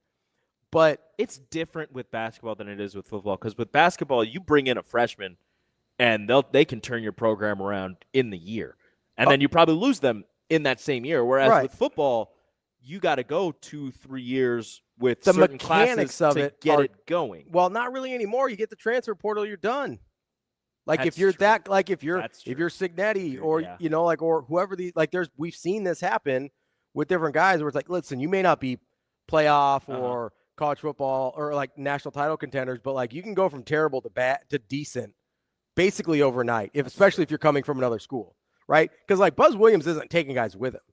No, he for doesn't. the most part, right? So like if you're in football, you just like, oh, hey, we're good here. Why don't you guys just all come with me? Hey, I'm gonna go. Come with me. Yeah, like Signet. He did with exactly. James Madison. And so, and like he'll probably do with any of the guys that he likes from Indiana when he ends up at, I think, LSU, which is a job that's not open that I think will be. Like, I think he goes one more year at Indiana. I think it ends up at LSU this year. I think it's a 3-year thing with him. I don't know. He's never had this opportunity before. Google him. He wins. I have Googled him. He does win. He hasn't had this opportunity before. So I don't think this previous length of stops is for him in particular. I don't think that's on the table. Okay. But I do wonder. This is an abnormal amount of jobs. I do wonder, like, are we going to see more coaches start to view things the way that Buzz Williams does? That would be bad. It would be bad. I would not like that. I think it'd be bad for college sports, but so is what we're going through now. Firing a guy like James Franklin is bad for college sports. Firing a guy that's coming off 34 wins in 3 years is bad for college sports. You can't have it both ways. Firing a guy that rescued your athletic department from scandal and embarrassment, firing that guy when he's been successful is bad. Yeah, that's a bad for college sports. It's a really bad look. And all these think pieces are coming out now, and it's about, hey, is the leash shorter now in college sports and this and all this? And listen, if it's going to go that way for coaches, then more coaches might end up going to the Buzz Williams route, where it's like, hey, I'm going to make my money. I'm going to move on to the next thing before you decide that you're done with me. That you're done with me because I've won too much to be measured against what you were before me. And it's much easier to get a job when you're winning and you're winning versus getting fired. Than if you're getting fired. It's much better to get a good job. And more people are going to be the thing is, like, a lot of people are going to be willing to hire him because, like, he wins. Yeah. Everywhere he goes, he's not going to be here very long. We don't have to give him a 10-year contract. We'll give him a 5-year, 4-year contract, and then he'll win, and then he'll leave. Let's talk to a guy who's seen a guy win quite a bit up there in Minnesota. Mike Grimm, voice of the Minnesota Golden Gophers. Mike, how we doing this morning? Yeah, doing great. Doing great. We got a nice rain shower rolling through the Twin Cities right now, and hopefully it doesn't rain tomorrow night for the football game. I was gonna say, do we have a projected weather report on how the weather's supposed to look tomorrow night? I think there is a chance for rain, actually. I'm just hoping no lightning and no delay. I've seen enough of those over the years. But let's, a few raindrops never killed anybody, so let's hope that if it is, it's just a rain shower. Well, but yeah, there's a possibility of some rain. Well, Mike, if it's raining, that might mean that you're going to have to run the football, which isn't something that Minnesota has been doing very well. It's amazing. Like, if you'd asked me, last year or even in August, if the Gophers in back-to-back home games, now the Ohio State game was in between there, but in back-to-back home games you had Rutgers and Purdue, and a P.J. Fleck coach team would throw the ball 86 times combined. I would have thought you guys were all nuts, but that's what happened. And they have not been able to run the ball very effectively, as you said.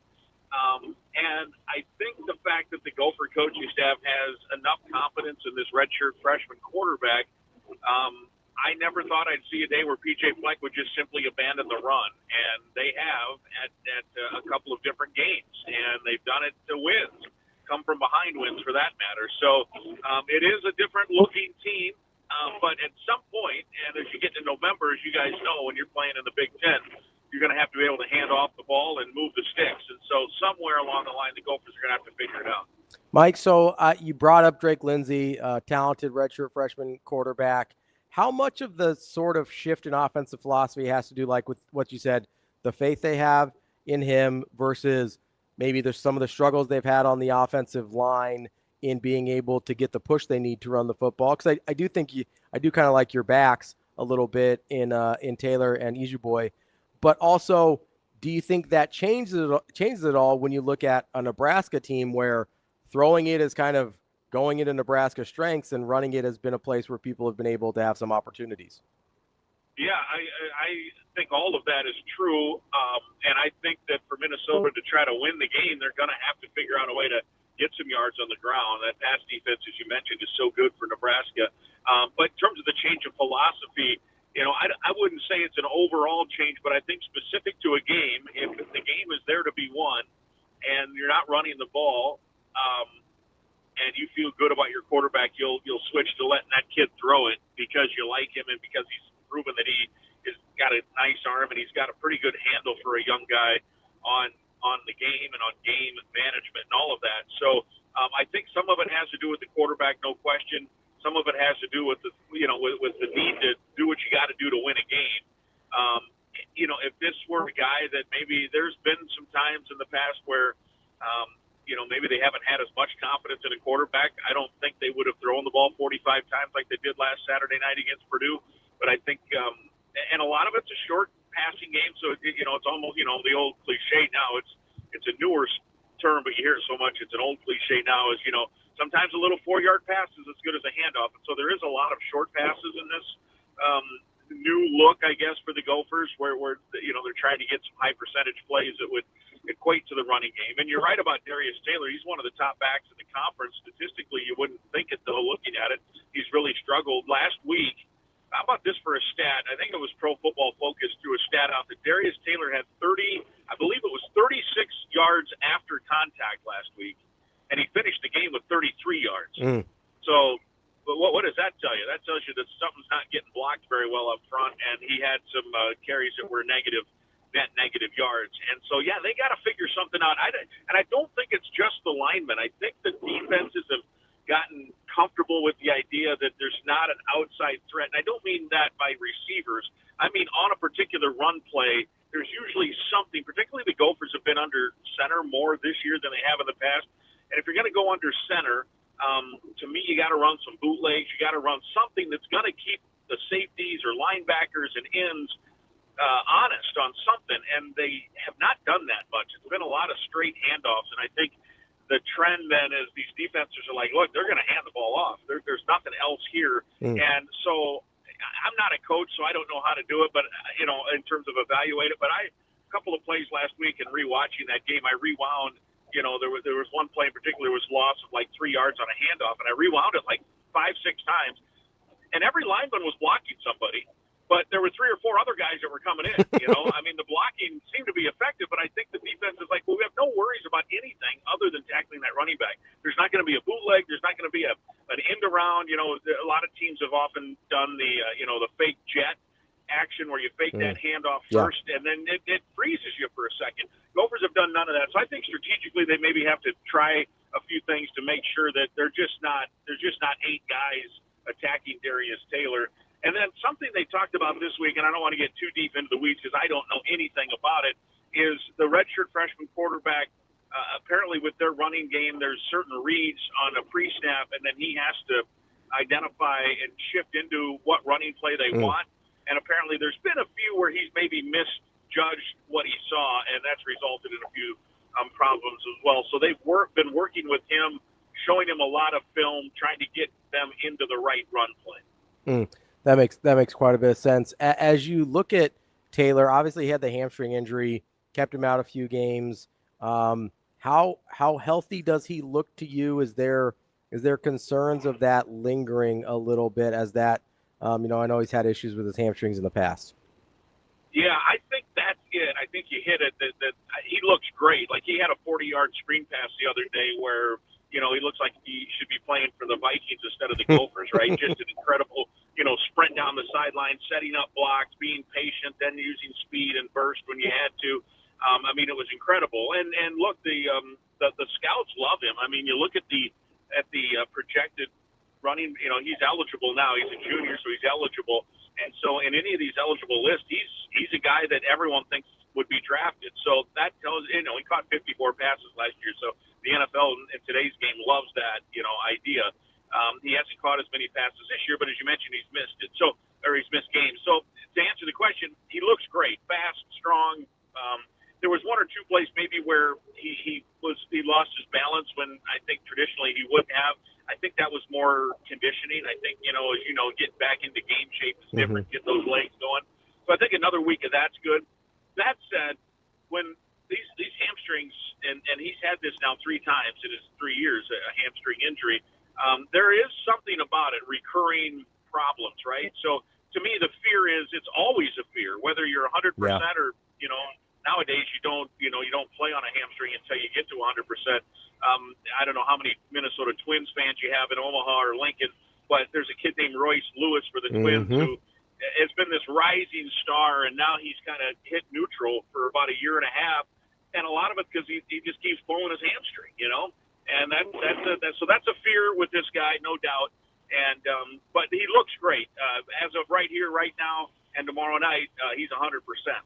On the other side of the ball, in terms of stopping the run, that's been an issue for Minnesota as well. Obviously, Devin Mockabee had a great start to or a great game against them, and Purdue in general ran the ball pretty effectively. What's the level of concern after seeing Emmett Johnson go for 176 yards last week that run defense could be an Achilles heel? Yeah, it's an interesting thing because the Gopher coaching staff has not been as concerned about it as you would think they might be, and I think some of it is they realize, look, this isn't Ohio State personnel that they're coaching out there in terms of defense. Now there's some good players. Mm-hmm. There are going to be NFL players on this defense, but it's not like, hey, we can stop the run and the pass all at once. So strategically, game plan wise, they're doing a few things. They did it against Rutgers and they did it against Purdue, where they're going to play 8 in coverage often. And I wouldn't be surprised to see that a little tomorrow night. And when you do that, they're going to give up some rushing yards, and they did against Purdue. Their running back their running back Mockabee, and then they did against Rutgers as well. That guy had 100 yards. His name's escaping me off the top of my head, but Felton, I think, was his name maybe. But anyway, really they gave up some yards. But their theory was, we can't stop everything. I mean, we have good players, but we're not Ohio State. So we have to play some game plan shenanigans here to try to make sure that we thwart drives. So they were willing to give up some 8 or 10 yard gains over the course of a drive and play 8 in coverage and say, look, we don't think Purdue's just going to hand it off every time. And so eventually they're either going to throw one to us or they're going to throw enough incompletes they're going to have to punt.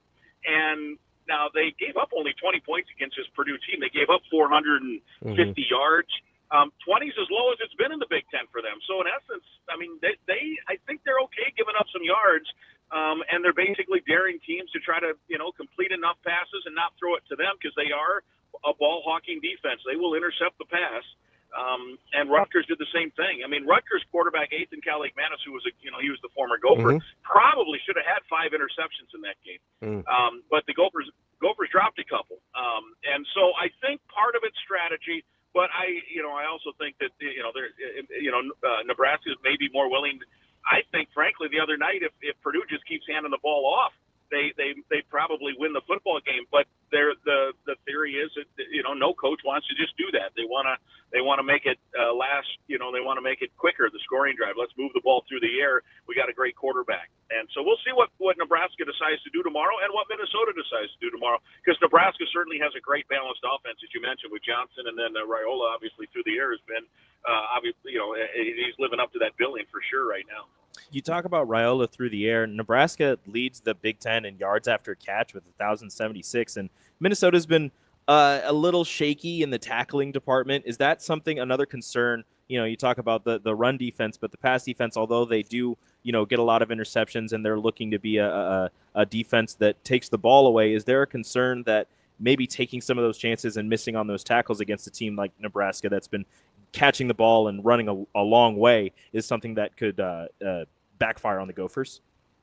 Yeah, that's the number one issue, I think, is tackling. They have missed tackles. Now, that said, the secondary guys have been pretty good tacklers. The linebacking core, and I like them, they're all good, and they all have a lot of tackles. But I think if you'd watch games, you'd say they should have more. They have missed some tackles. They've missed some fits. They've been out of position a little bit. And look, tomorrow night, they're not going to, you can't afford to miss, a bunch of tackles and have guys bounce off you and all of that. So I think the missed tackle thing is a concern, especially in the run game. That's where it seems to have been a bigger deal. The fear just generally, though, of course, is the explosive play, and Nebraska's been very good at that. And much of that, as you mentioned, is yards after the catch. And so the key to me will be tackling tomorrow. Tackle the running back, tackle the receiver or tight end when he catches it, tackle the quarterback when you have a chance to make a sack. That was the other thing last week. Ryan Brown for Purdue probably could have been sacked 10 times. Maybe that's a little bit of a hyperbole, but not that much of a hyperbole. And he was able to avoid tackles. And some weren't even, I would necessarily call them missed tackles. They were just like, keep the guy contained, right? I mean, and Raiola, while he's not going to be confused for J.C. Watts from old Oklahoma days. He can move, right? I mean, he can move. I thought you old Big 8 guys would appreciate an Oklahoma reference this morning. But anyway, I don't know why that name popped into my head. Him and Billy Sims. I was like 6 years old, and that's when I started watching football in the Wishbone. But anyway, I digress. Raiola's not J.C. Watts, but he's also not, a statue back there. He can move. He can avoid pressure, and Brown did that last week a lot. And so the key to me is linebackers got to tackle the running back. Defensive backs have to tackle the receivers and tight ends when they make catches. And then if you got a chance to sack the kid. Don't let him get out of the pocket and extend the playoff schedule, which is I think you guys obviously see him more than I see him, but to me it seems like that has been a strength. Slide up in the pocket, roll right, roll left. If you're flushed, extend the playoff schedule and throw it downfield. And when need be, instead of an 8-yard sack, take a 2-yard gain on a scramble. And so the Gophers, when they got him corralled, they need to keep him corralled. I think tackling is the number one thing. I think you hit on it with that question. Mike, appreciate the time. Have a great call, and we'll hopefully talk to you again soon. All right. Always enjoy it, guys. Thank you. Looking forward to the game tomorrow. There you go. That is Mike Grimm, the play-by-play voice of Minnesota football, Minnesota basketball, sports director of the Minnesota News Network. He's got it all covered. All Minnesota everything. All covered. I mean, if he wanted to go big, he could have hit us with the Tommy Frazier, He could have. Another 15 for Nebraska. Nah. Didn't have to go J.C. Watt on me, Didn't. He had to go, the enemy. Got to go with the rival. I'm just saying. There's another 15 sitting right there for you. Very different. Very different. Not very different. Not like either, like JC or Tommy. No. Not in the slightest. Not at all. That's Rico. Rico will be back again tomorrow. We'll be joined by Kyle Crooks and DB tomorrow as well for our Friday pregame show. We're going to have a great time. We're going to have a hopefully a nice little Nebraska win. Don't forget, afterwards, you can watch the game right here at Hurrdat Sports Bar and Grill. They've got a watch party going for Nebraska and Minnesota. Make sure you get out for that as well. And then tune in to the Hail Varsity post-game show following the game. That's Rico. I'm Ravi. More Hurrdat Sports Live tomorrow. See you. Have a good day. Love you.